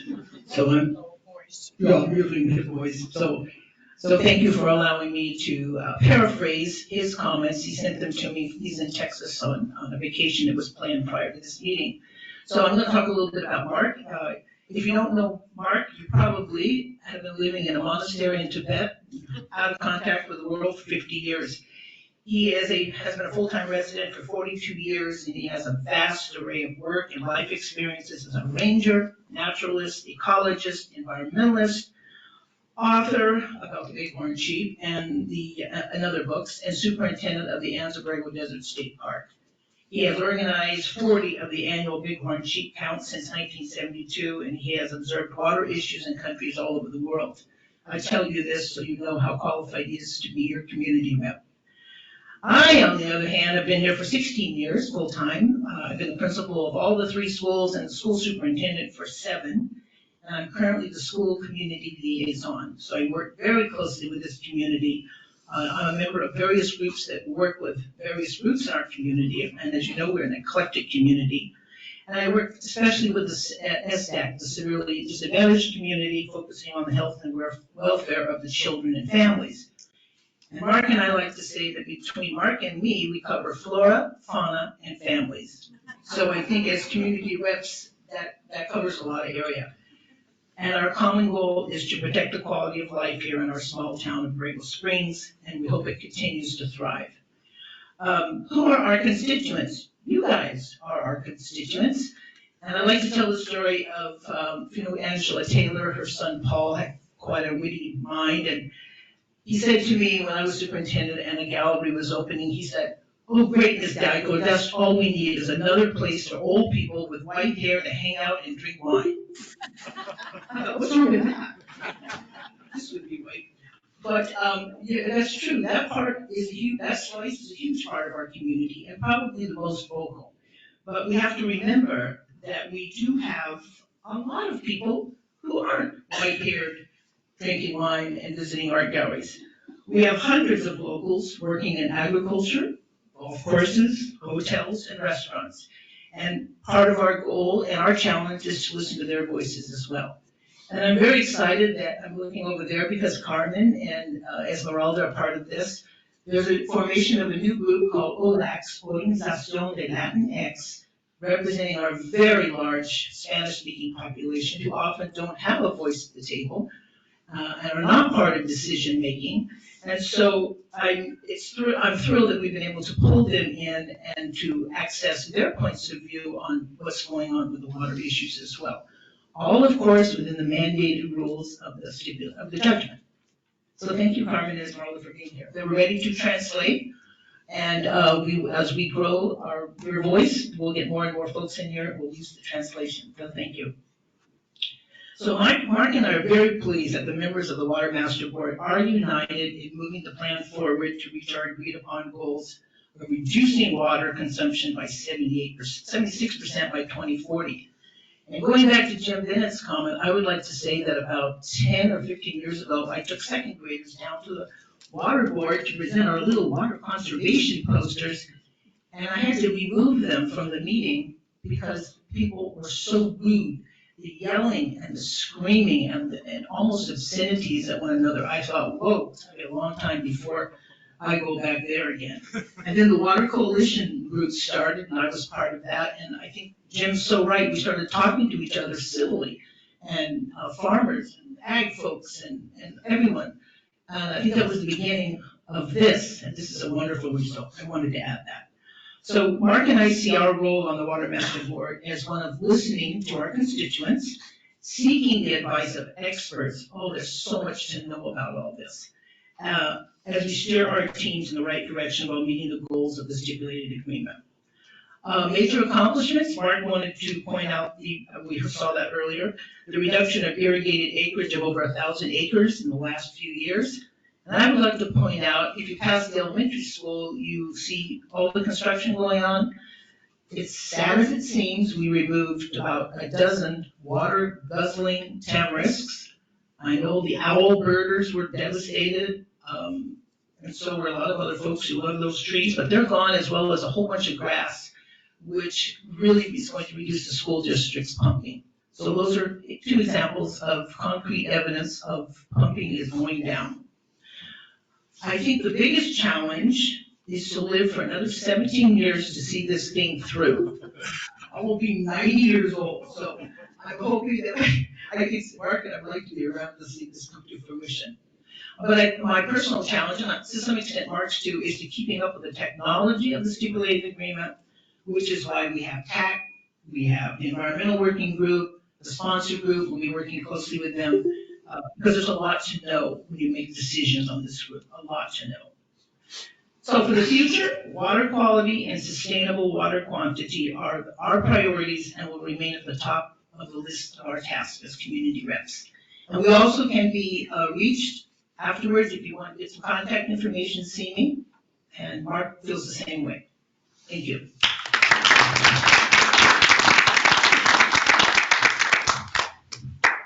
Thanks, Martha.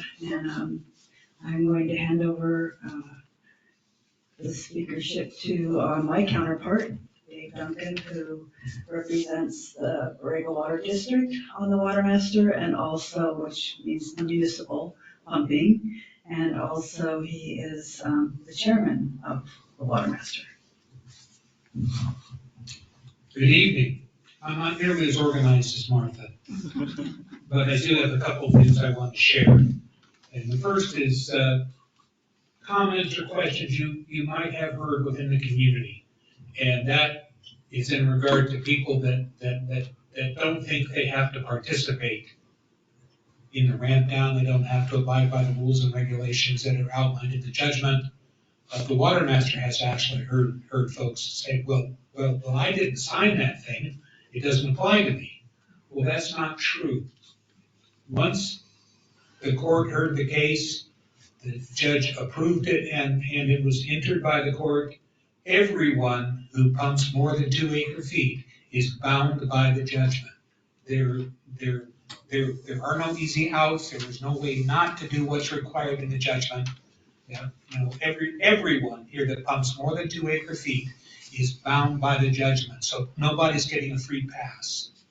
I want everybody to really understand that. Everyone that pumps is bound by the judgment, whether they sign the original agreement or not. We are all part of this. And the second is, excuse me, you've kind of heard the differences of responsibilities between the Borrego Water District and the Water Master. We do two separate things. I think that you've had plenty of opportunity to hear that tonight. But those of us here at this table, we're all appointed by a particular constituency, a group of stakeholders. And even though we all do wear two hats, and there are two levels of responsibility. Our responsibility as a Water Master Board is to the judgment, not necessarily the best interest of our particular constituency. We are there to ensure that the rules and regulations of the judgment are adhered to. We are there to ensure that the groundwater management plan as a framework guides us into sustainability. And a lot of times it's easy to get those hats confused. Which hat should I be putting on? Should I be putting on my BWD hat who's concerned about water quality? Or should I put on my Water Master hat and ensure that the guidelines outlined in the judgment, which requires us to develop a water quality monitoring plan by, I think we have to do it April 23. by April 2023. So it's not far off, and that's underway. So I just want to, assure you that everyone that's at this table really does recognize that they're not here just to represent their particular constituency, that they're really here to ensure that the judgment is carried out and that the groundwater management plan is actually followed as a framework to sustainability.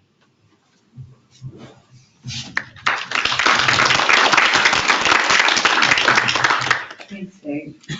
And the fifth member of our group tonight is Mr. Shannon Smith, who represents Recreation. Oh, by the way, I'm Dave's alternate on the Water Master, and Shannon's alternate is Rich Pennell, who is from the Springs of Borrego, or Programmer Club. So I'm going to have Shannon speak to us about the recreation contingent. Great. Thank you very much. As you noted, I do serve as the recreational sector member for the Water Master Board. And like all pumpers, all recreational members are required to reduce their pumping. And I can report to you that all pumpers in the recreational sector have in fact made the reduction goals that are required by our judgment.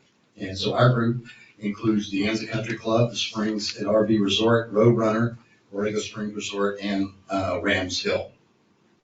And some of us all think about the recreational sector as only golf related and golf alone. But the golf activity I wanted to mention is a driver for economic activity in the hospitality sector in Borrego, which includes hotels and restaurants that together comprise the single largest employment base that we have in Borrego today. The hospitality resources in our town benefit from the golfers that do come to visit, and they also benefit from the tremendous visitors that we have as a result of being at the center of the Anza Borrego Desert State Park. I understand the resources say that there are about 100,000 visitors to the park each year. At least that's what Uncle Google told me and has told me many times. And I can tell you that based on reviewing our numbers at Rams Hill and conversations with others, the golfing activity likely brings about 25,000 people to Borrego each year. As I mentioned, I work with Rams Hill, and I would be remiss, we mentioned Lyle Brecht here tonight, but I must mention Beth Hart in particular. Because when we came to the basin back in 2014, we acquired Rams Hill in 2013. And when we sat down with the Borrego Water District and discussed reopening the Rams Hill Golf Course, one of the things that was made clear was that the aquifer needed to be protected. And so one of the things that we can thank Lyle and Beth for, and the rest of the Borrego Water District Board at that time, was we were required to be net neutral to the aquifer. So all the water that's been used at Rams Hill since 2014 was generated by fallowing farmland at other locations in our basin. So we took the 800 acre feet of water that was used to employ about 3 people in the citrus industry in Borrego. And we took that water and took it to Rams Hill and generated a golf course that attracts a lot of folks to town. And now, this last year, we peaked at 92 employees and their families who benefited from that same 800 acre feet. So we went from 3 employees and 800 acre feet to 92 employees and 800 acre feet. So let's turn a minute to a couple things that I was supposed to cover, and I'll try not to repeat because all have gone before me now. But I would note that the way I view the groundwater adjudication, it's the toolbox that we have at our disposal to ensure that we reach sustainability by 2040. And to be really narrow and specific, what is the water master? And Tyler alluded to it earlier, but we're an arm of the court. We report to the judge. And as a result of that, the judge continues to oversee the adjudication here in this basin and the application of the judgment each year. And so there is always someone looking over even the water master board's shoulder over time, which we think is one reason why it will always be enduring. And that also to mention that any decision that this water board makes as well is subject to review by the court based on the procedures that we have in the judgment. So you can take great comfort that there are alternatives to make sure that we go about doing things right. Jim Bennett talked earlier about the decades that were spent arguing about water in Borrego, but fast forwarding through to the time when he was discussing the GSA and the GSP development, I would mention that when we got to the end of that process, we had a challenge. And the challenge was that the Sigma law as it existed at the time would not allow us to accurately and durably allocate water rights and achieve the much needed actual pumping data that is so critical to managing the basin sustainably. And it is the judgment, the adjudication that led to the judgment that gave us the ability to do that. And so that avoided, as Jim Bennett mentioned, a tremendous amount of expensive litigation that likely would have occurred absent this wonderful friendly process that, again, I'd be remiss not to note that the Borrego Water District led in that exercise in following the adjudication and allowed us to get done in a very short period of time. If you think about it, and especially overlay that we didn't file with the court until January 31 of 2020, and we were done by April of 2021, something happened during that period of time. You may recall that courts were closed because of COVID. And so it's really a tremendous testament to the team that worked hard under the Borrego Water District's leadership to make sure that we got the adjudication done and could begin the ramp downs that we've been talking about tonight. And just for clarity, here we stand today. We're already undertaking a 15% reduction. We're in year 3, 5% a year. We're already production allocations are 15% lower today than they were when we started. And one thing that hadn't been covered is when we compared the cost to this community in terms of funding water master activities as compared to the alternative of the GSP at the time and the GSA at the time, we're basically conducting, while these are all very expensive numbers and they're very real numbers, it comes out of the community economy. We're also operating at a cost that's roughly half of what was projected back at the time when the GSP and GSA was under development. And so one of the challenges that I see is just making sure that all of us in the Borrego public understand that the water sustainability issue has been solved by the entry of the judgment and the adoption of adaptive management of the basin over time. So concerns about unauthorized pumping should be brought to the water master's attention, as we're obligated to act on that under the judgment if we become aware of any unauthorized parties. So in addition to what Dave mentioned that everybody who's pumping is subject to it. Every square inch of land in the Borrego Basin that overlies the basin. Somebody can't go out and add a new well tomorrow. The answer is that well as well is subject to the pumping restrictions under our judgment. So I'm trying to skip around and not repeat what has already been said, but I do believe that we have the right toolbox in our hands today to complete the job before us, which is sustainability in 2040.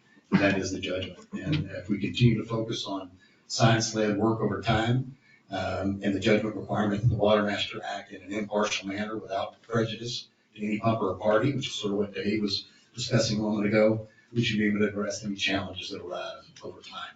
And it's been an honor to serve the community and to see us make this much progress in this short period of time, something we should all be proud of.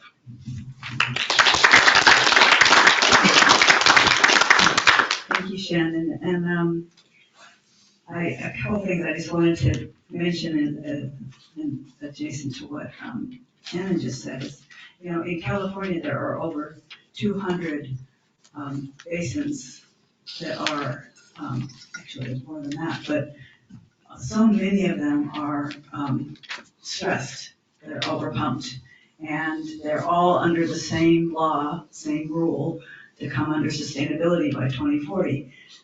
Borrego was unique in that it already had a jump on that program, and we were able to get busy, come up with this GSA, the GMP, the stipulated agreement pretty darn fast. And I think we were one of the first basins to have this program started. So we're in a really healthy position, and I think we need to support each other to make sure that that continues. The other thing I just wanted to mention, and I'm sure you got it now, but up until the beginning of this ramp down, water in this valley, in this basin, was free. All you had to do was pay for the electricity to pump it out of the ground, and you had free water. Well, now no one gets it for free. Every one of us, every one of these groups here, all the pumpers, they pay, what was it, as Sam said, $48 an acre foot now. And so that's another added expense, as Tyler was saying, it costs all of us money to provide that water to whatever industries that we're providing them to. So with that, I want to thank everyone for their for providing all that information tonight. And now it's your turn. If you have questions or comments, this is your time to do that. And also for those of you who are online, if you want to raise your hand for Jessica, who is at the computer, or put something in the chat, we will make sure you have your chance as well. So is there anyone who would like to ask a question or make a comment? And I will hand this over to Jessica. Absolutely. Is there a chance to ask questions afterwards? Outside of the meeting? No, when everybody's finished speaking. Sure, I think we're Kind of there now. We're pretty much there now. We're there now. All the speaking's done, so we're at We the have, Q&A portion now. On our agenda, we have a bit of business that the VWD has to do, but we're pretty much to the end of our program, except for questions and comments. Well, then I'd like to ask a question. Is any progress at all being made? Is any progress at all being made about buying out the agriculture? Because a few years ago, when there was that Proposition 68, one was looking to get some money to try and negotiate and buy out the agricultural side, because that would solve every problem there is. And I'd just like to know, is anybody still continuing looking into it or talking about it? Every pumper in the basin will have to make a business decision at some point on how it's going to meet its ramp down. If you're a golf course, if you're a farm, or anyone in between, including the Borrego Water District, for us, it's not a decision we can make. It's indisputable, undebatable. We have to come up with the water that's needed for our existing customers. So the Borrego Water District is always out looking for additional water supply. Now, we're in kind of a fortuitous position in which part of this judgment included carryover. Just like the cell phone minutes, we can carry over unused pumping. So mathematically, we don't need to acquire water rights for somewhere between 8 and 10 years. So we do have some time to make that decision. However, there are prudent business reasons, and just to kind of get this issue taken care of, the district is always looking to acquire water rights based on pumping allocations, BPA term that you've heard used up here today. So we're always looking, and I can't speak for other pumpers, but I think each one has to make business decisions on if and when they go to look for additional water supply. We're always looking. Mr. Peters? Thank you. I'm John Peterson, registered geologist, professional hydrogeologist. I've been involved out in the valley for 40 years now, since 1981. And back as Director Bennett mentioned, back in the olden days, we ended up having all these battles out here, okay? And at one particular point, I was doing the battles out here, saying that we had a groundwater overdraft out here, and the word came down from the supervisors that I should be quiet. So I ended up going rather moot for a while until everybody, came back on board. And I'd really like to applaud, everyone in here, not just on this side, but over here too, because it's epic in the terms of what this community has done. I mean, the concept of, as Mark Twain says, whiskey's for drinking, water's for fighting for. Right? Everybody fights for the water. Now that the community is working together, and in the terms of the stipulated agreement that everybody agreed to, is absolutely, totally amazing. But the question and comment I have is, I ran across something I just wanted to bring everybody's attention. For me, what doesn't concern me is that which I know. What concerns me is that which I don't know. That's what keeps me up at nighttime. And you can have plenty of water, but if you can't drink because it's not potable, that's an issue. And I was going through, this data set, and literally, today and yesterday, this is the GSP. And then I was going through, I guess, I really wanted to be out on the golf course. And then I was going through this document here, which is which was a draft document from West Yost, and ran across the fact that we have non-potable water in the north end of the valley that's headed our way. And that was something that scared the Jesus out of me, okay? The data we have is, I don't know what the extent of it. It's up in the north end of the valley. We have nitrates that are 2 times the MCL limit, maximum contaminant level. We have total dissolved solids that are 2 times the limit. We have sulfate that's above the limit. And when I was talking with Andy Malone at West Yost, he pointed out that some of that information was in the GSP, which is in this little document here. So I was reviewing this little document, and of the information I saw in that, we basically had water quality that seems like it's gotten worse, not gotten better. Now, I don't want to alarm anybody, okay? But the issue and the question is that we need to start getting water quality on the north end of the basin. And I'm not talking about the south end of the basin. That's a whole other different region, okay? But what concerns me is what I don't know, not what I do know. And I would like to be able to motivate everyone here involved in the terms of learning more about what the status of our water quality is in the north end of the valley, because that's a lot of it's ultimately coming in this direction. That's it for me. Thank you very much, John. I think as the Borrego Water District, we share your concerns and about the importance of water quality going forward. And so we're on the same page as you are. Thank you, Tammy, for reminding me. I needed to do my own self-introduction. I am Jeff Poole, General Manager of the Borrego Water District. And thank you very much, Shannon, for introducing Beth Hart, because I was going to do that same thing. It was Beth Hart, 6.5 years ago, that asked me in my job interview, do you know anything about Sigma? And I said, no. And he kind of started laughing, and that led to my getting hired. So I've been here. Maybe didn't know enough. But it's really turned out to be great and a blessing for all of us. I got to be here from the beginning of the whole Sigma process.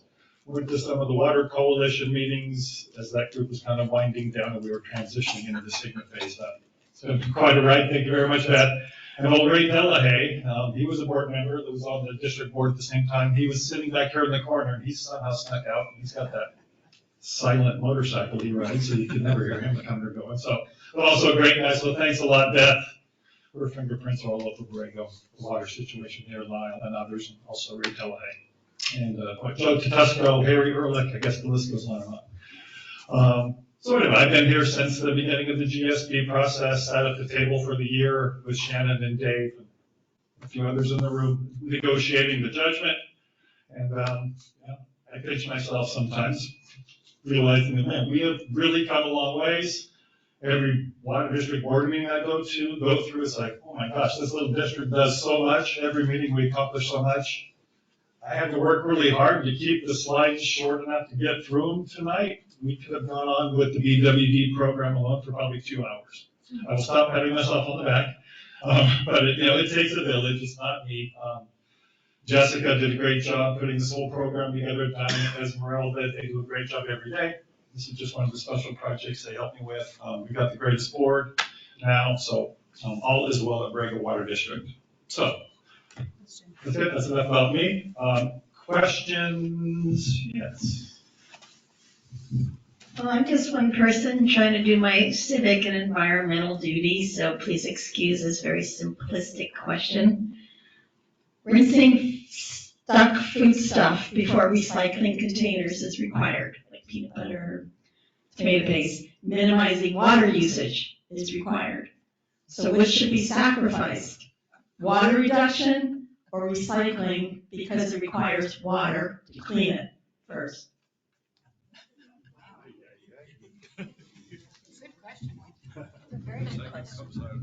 Thank you. Goes out of the valley. That's an excellent question.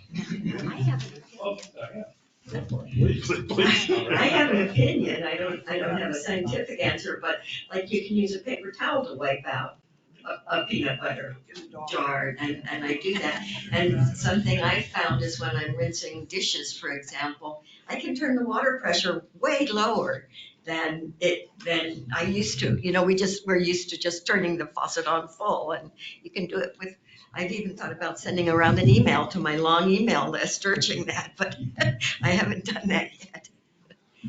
But I get your point, there's a little conflicting message there. I have not thought through the cleaning of recycled materials and its impact on water supply.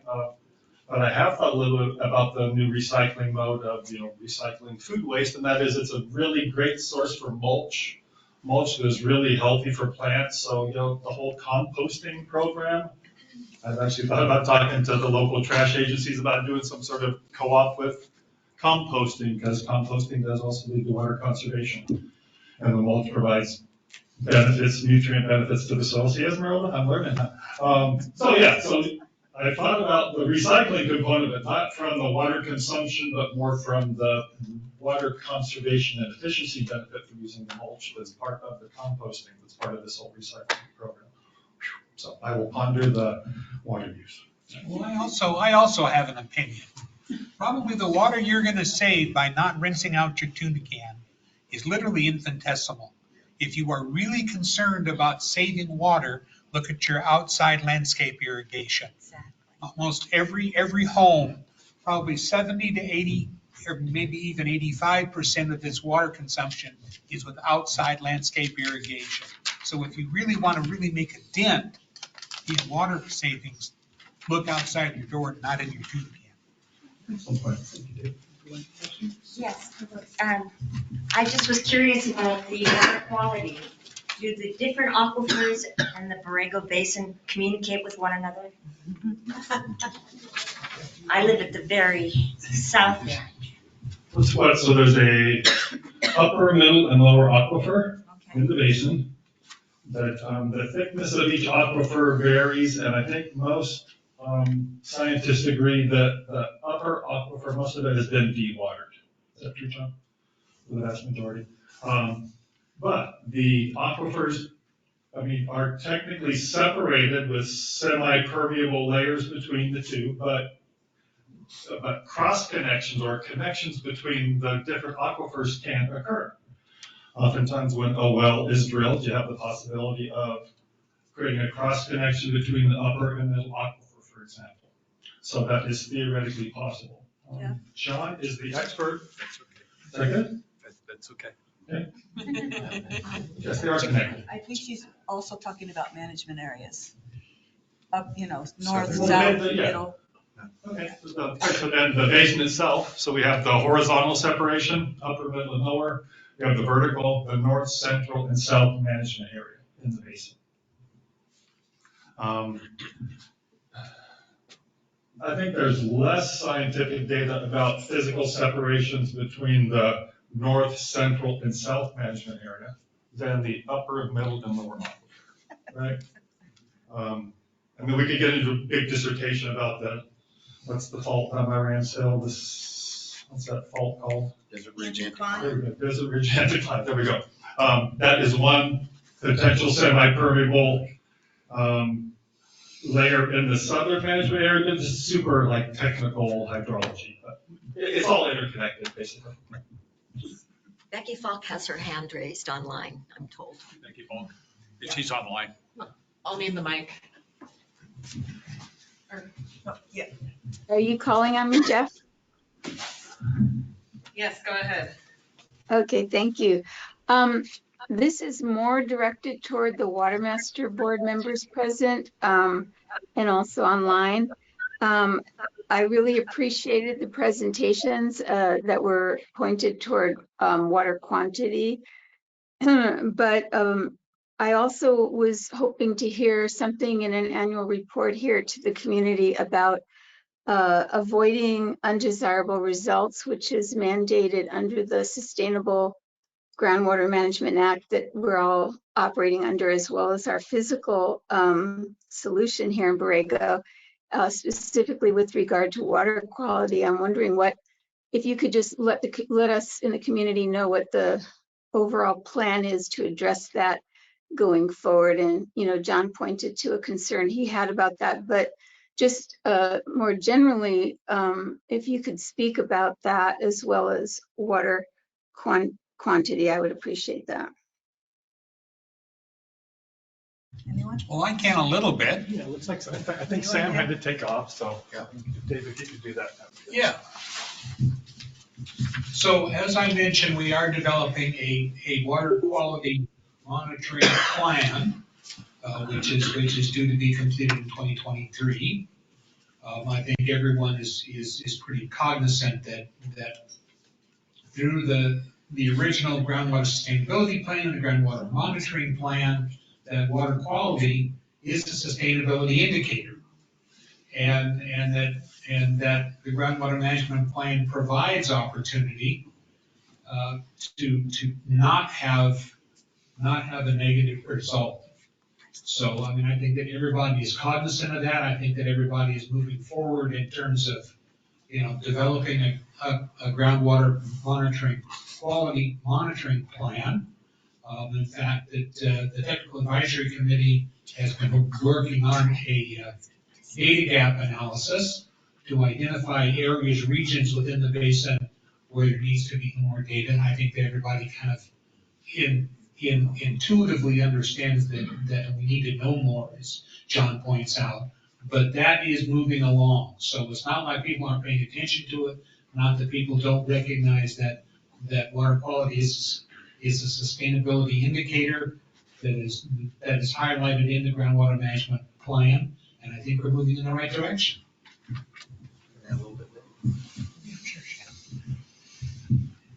To provide just again a little historical context, when we were going through the process to end up with the settlement agreement and ultimately the adjudication, one of the things that we included in the settlement agreement that is in the adjudication was that the interim water master would continue the existing groundwater quality monitoring network that was in place, that was originally designed by, I'm assuming, the water district, correct me if I'm wrong.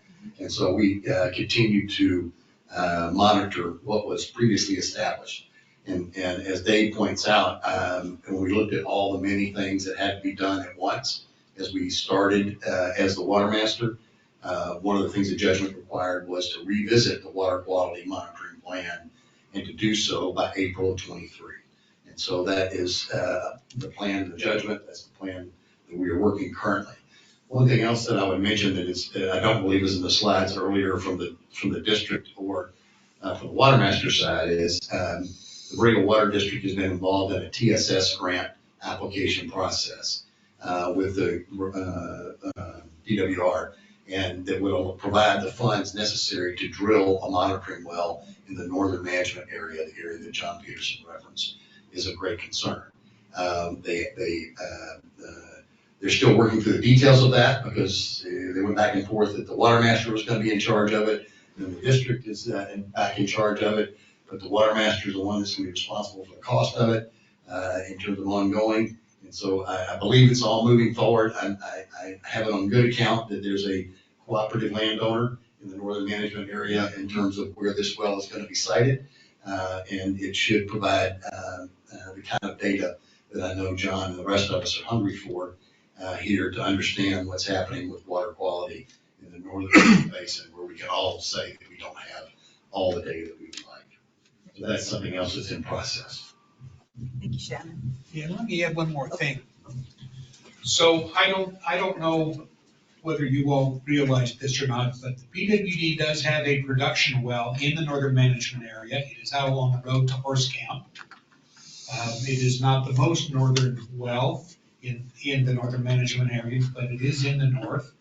And as of just less than 30 days ago, there was a water quality monitoring test taken. And the well had a slight increase in nitrates. Everything across the board was far in exceedance of both state and federal standards for drinking water. So while there may be one well, which we probably should take a look at, the BWD production well in the northern management area shows no drastic decline in water quality at all. Can we drink that water without it being treated? Yes, we're very fortunate here in that We chlorinate though. we are extremely fortunate here in that the water that comes out of the BWD production wells only gets a chlorine injection. There is no secondary treatment of the water. I mean, we have water here that other people are quite envious of the water quality that we have here in the basin. So other than just chlorine, there is no other, secondary or tertiary treatment done to remove nitrates or sulfites or to dissolve solids. We've really got pretty clean water. Again, thanks to our wonderful watershed. And also, the reason we want to monitor quality is that we want to avoid that secondary and tertiary treatment if we possibly can, because the expense to have that water brought up to potable standards would be tremendous. So it's very important that we monitor. We all really care about quality because we all drink that water. We live here too. I know there was another question back here. Okay. I don't know if I need the mic. Oh, well, it's for the people online too. Thank you. It's great to hear the report that the current well water's clean, but I understand there's a new well that's supposed to go close to our well, and that the type of methods used in constructing that new well can protect it further than just the basic protections given. So are you committed to giving the maximum protection and construction standards to new wells to protect the water? It's great, it's good now, but what about the future?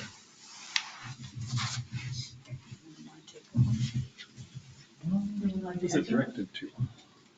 Well, someone on the water master want to talk to that? I can read Mark's comment. Sure.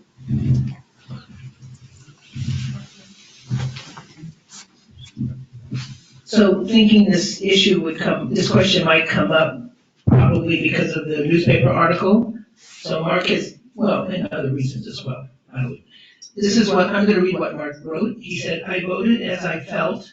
He voted against it. He said, I voted as I felt was the most fair. I continue to believe the threat of the residential well is not great But in the interest of future water quality issues, I will support the impenetrable liner on the proposed well. Going forward, he will be voting more on the conservative side. Anyone else? This one. In the future, use an impenetrable line. My question concerns Borrego's economy. Over the years, we've seen it rise and fall to certain levels. We've lost Borrego Springs Resort's 3 9-hole golf courses. We're seeing fewer farms. Thanks to a few wealthy individuals, we've seen the golf courses survive and prosper, but with less water going forward and fewer farms, fewer jobs. We've seen the number of students in the schools go down. Is there concern with the Borrego's economy going forward in the years to come? I'll say something. Of course they will. So you're right, Harry. The school district has lost over 100 students in the 16 years that I've been here. And that is a concern. For example, and some of you have heard this ad nauseum, but when La Casa de Zorro closed overnight, practically 25 students were gone from the school district because their parents worked in that resort. So that 25 students is a teacher, and a teacher leaves, and that's a big hit for the school district. So yes, so many of our families work in the business I mentioned earlier. So it is a concern. One way we're combating this is one of the grants up there that I wrote with the superintendent. One of the goals is this career tech ed grant, is to steer our students in other directions. A lot of students follow their dads into ag or into golf course maintenance. Let me go back. Every year, about 30 high school graduates, 10 go to schools, 4-year schools, 10 approximately go to trade schools or community colleges, and the other 10 stay in Borrego. So it's those other 10 that we wish they could stay. We want them to have employment, but if there's going to be less employment in the areas that use a lot of water, then we're trying to divert and teach career tech ed courses in natural resource management so they can gain jobs in the park, which is woefully low in hiring our students, and jobs with the water district. We have great stories of students, Jeff mentoring students. They go to Imperial Valley College and have great, as one of them was on the slide up there, a great job with the water district. Utilities, the concert, what do you call it when you turn the water over? When you read, the one you can smell all the way out to it. Yes. Recycle water. Recycling water. So we're trying to give our students alternative jobs to steer them away from the jobs that are water users, but still we want them to stay in Borrego, because I say a town without children and families is really not a town, it's a retirement community. And if you have a retirement community, then who's gonna work in all the places that people need? They come out here to visit the park, they wanna eat in restaurants, they might wanna play golf, stay overnight. Yeah, it's an economic challenge. Yeah. Okay, Dad, just to touch to that, I would say that achieving the judgment when we did as a community allowed for that certainty about what's going to happen with water and not having to guess any longer has attracted capital to Borrego. And I can only speak for Rams Hill and the investments that we make through a higher wage base for our employees, for offering year-round jobs and those kinds of activities, with the hope then over time that we'll be able to return to active development and provide additional jobs in Borrego to offset the job losses that are going to come, everyone believes, to some extent, if they're not as creative as Tyler. There's going to be some ag jobs lost in this process. But more importantly, we'd like to see the school go back to 400 students. I don't think anybody thinks it's going to have 1,000 students in the Borrego school. But at 386, I think was the last count. We're 460 and now we're 350. 350, so that's a big decline. And as you get smaller and smaller, you're at that tipping point where one more loss, what does that mean? We know that when Borrego Springs Resort closed their courses, I know Harry hired a couple of employees from them at the time, but we also have people that migrate out of the valley that have a natural love for being in Borrego. And it'd be wonderful for us to be able to redeploy the water in uses that create jobs.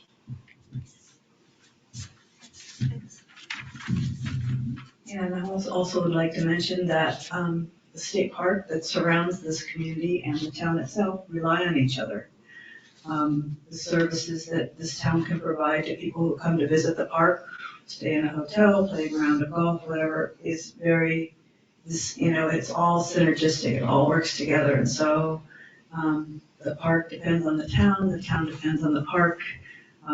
So I think, I do believe that this community has a future.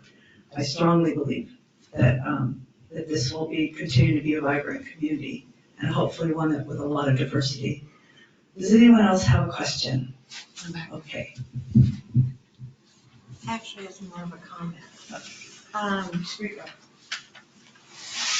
I think Borrego's exceedingly lucky that we have an aquifer and we know the limits and we know the constraints. The Colorado River is currently dying. And when it goes below its lowest depth, Arizona is dying right now because Arizona is not a priority water holder. And they're getting really hurt with water setbacks. So is Colorado and Nevada. And Mexico is dying because they're not getting their share of the Colorado River. We know how much water we have. I tell you, someday San Diego Metropolitan Water is gonna get a hell of a shot when the Colorado River gets down to the point that they have to start hitting California. We're a priority, so we've been pretty much safe so far. But I think we should look at our limits as a positive, because back to what John said, is what they don't know that's gonna kill them. And the Colorado River, most people aren't paying the public anyway, a heck of a lot of attention to it. And, like I said, I suspect there'll be great surprises with water districts within the next 10 years if there are more snowpacks and more rain, which is really not in the climate change sort of projections. So be happy we have an aquifer that's limited. We work with it, we keep it clean, we know where it ends, we know where it begins, we know what we have to do population-wise. And I think Borrego will be blessed because of it. Thank you. Does anyone else have a question, comment? We're gonna get to director comments. I wanted to reply to Bill a little Okay. bit more. Is that okay? Yeah. Thanks. So with that same concern about what is going to happen to the economy of the community, the Borrego Village Association has been working for 5 or 6 years now, and if Jim Wormers wants to chime in, that would be great. Looking at sustainable tourism as maybe our best shot at keeping a lot of jobs going here, because we do have this wonderful park.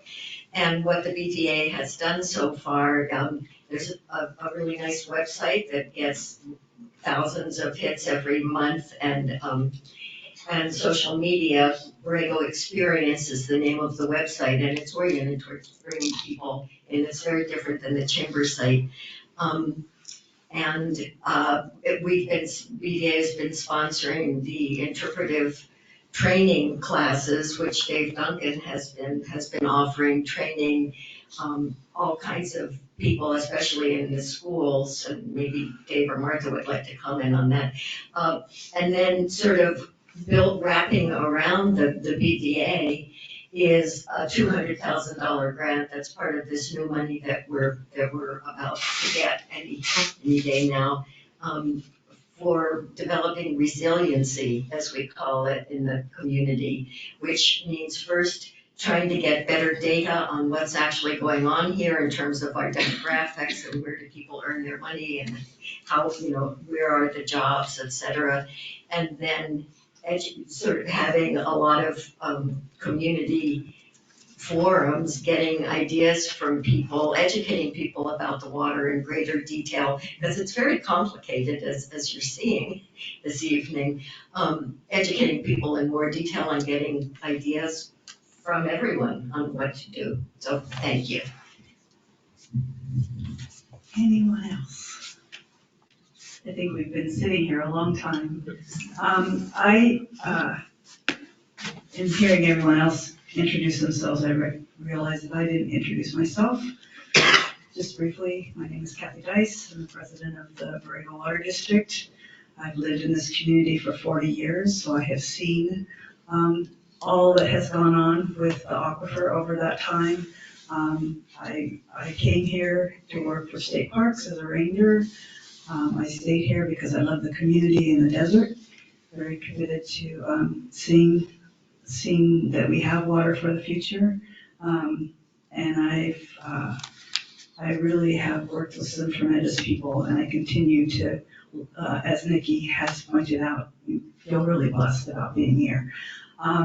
One more thing I wanted to do before I allow anyone else to talk is that back in 2020, we had just we were working on what was then the groundwater management.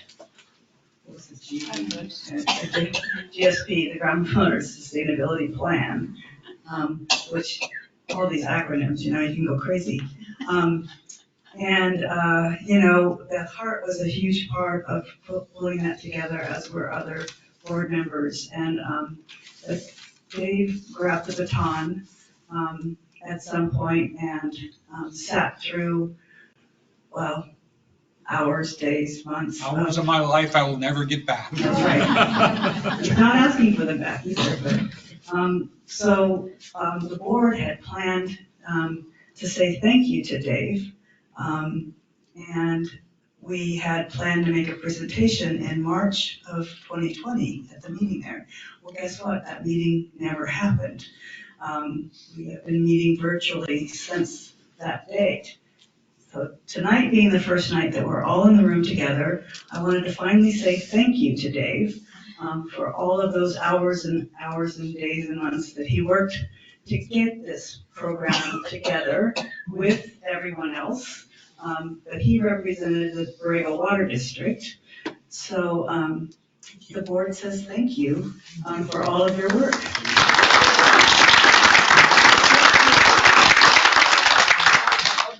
Responsible for this, both Lyle and Beth, which Yes. are really kind of the Lyle Brecht and Beth Hart worked were long the and hard. instigators. They were And the then instigators. when we wore them out, Dave jumped in and finished get us to the finish line. And so with much appreciation, that is from the board. The board as it existed in 2020, by the way. So do any of the directors have any closing comments? I think I've said enough. Everyone else said enough? Okay, so that will conclude our town hall. We have one matter of business that the board needs to conduct, but that doesn't mean that any of you have to stay. We are going to have a meeting, our next Borrego Water District meeting is in December 13th at 9 a.m. And we are still remaining virtual for now on that. So thank you everyone for attending tonight. You're welcome to stay for our last order of business, which is to approve the Prop 68 agreement with the Department of Water Resources. So thank you, everyone. We are adjourned. That means you're excused. We have adjourned. Kathy, does this concern the high school, 68 grand? It's just the water master. It's a big agreement. So I do want We to haven't stay. done the individual, we're not going to. This is the big agreement. Okay. Okay, the one that we discussed. I'm doing well. It sounds fine. They were talking about water treatment. This is well.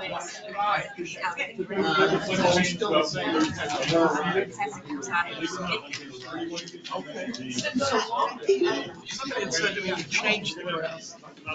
DWR agreement? Tyler, nice presentation. We're studying some alternative grasses and which will help The agreement?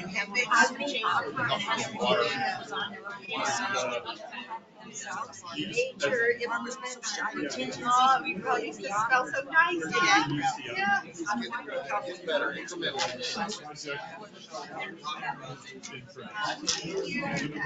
Yeah, I love it. Don't criticize a farmer. So nice to see you. Yes. Have a second? I'll second. Oh, your daughter was making oil. She had to go in the mine. Yeah.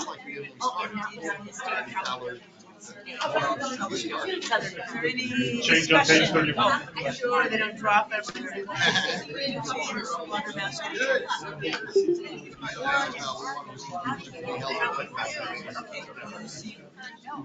Yeah. So you got her because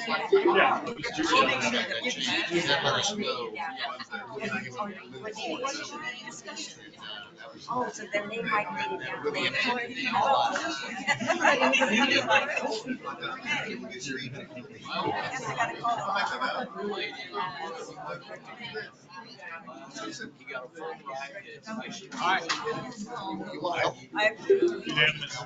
Unanimous.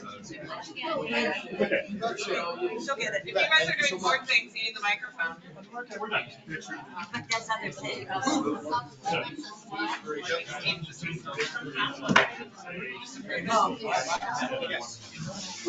getting married to Japanese girls. So, the meeting is adjourned. Sorry, I'm taking. Prop 68 grant approved. Sorry, Steve, if you couldn't hear that. Did you approve the agreement? It goes to the water bank account. I didn't hear it. Shows the consultant general. And they run that out of their account. Yeah, they said that they agreed With the amendment on page 31. with the change on page 31 That he already knows about. that you already know about. Okay, well, there are a few others too. Just so we're all know. There are a few others. You have to spend your own money up front to do your project, and then you submit invoices to the DWR. Should we do it again?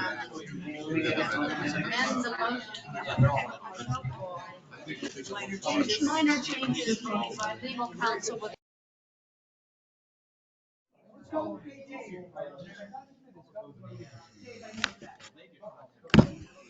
Yes, please. Jessica, tell them to approve with, give Jeff the authority to approve with further minor changes, if you don't mind. Jeff, you have the authority to approve with no. Yeah. Tammy's given us some flexibility now to make changes as needed that aren't substantive, blah, blah, blah. Okay, thanks, Jeff. Go, bye. Yep, we got it. We have an amendment to the motion. Thank you. Thanks, everybody. Perfect. Oh, Oh, there we go, yeah. So we have a motion. I second that motion. Thank you, Deb. Do we have any discussion about this amendment thing? We're amending the motion, the original motion, sorry. To, a few minor adjustments to this agreement with approval of our attorney and our general manager. Yeah. All in favor? I have to call the roll again. Director Baker? Director Duncan? Director Johnson? Director Rosenboom? I say aye. It's unanimous again. We got it. Thank you. I think. Thank you. Good night. Thank you, Steve. Thanks, Steve. Oh, we're adjourned again. Thank you.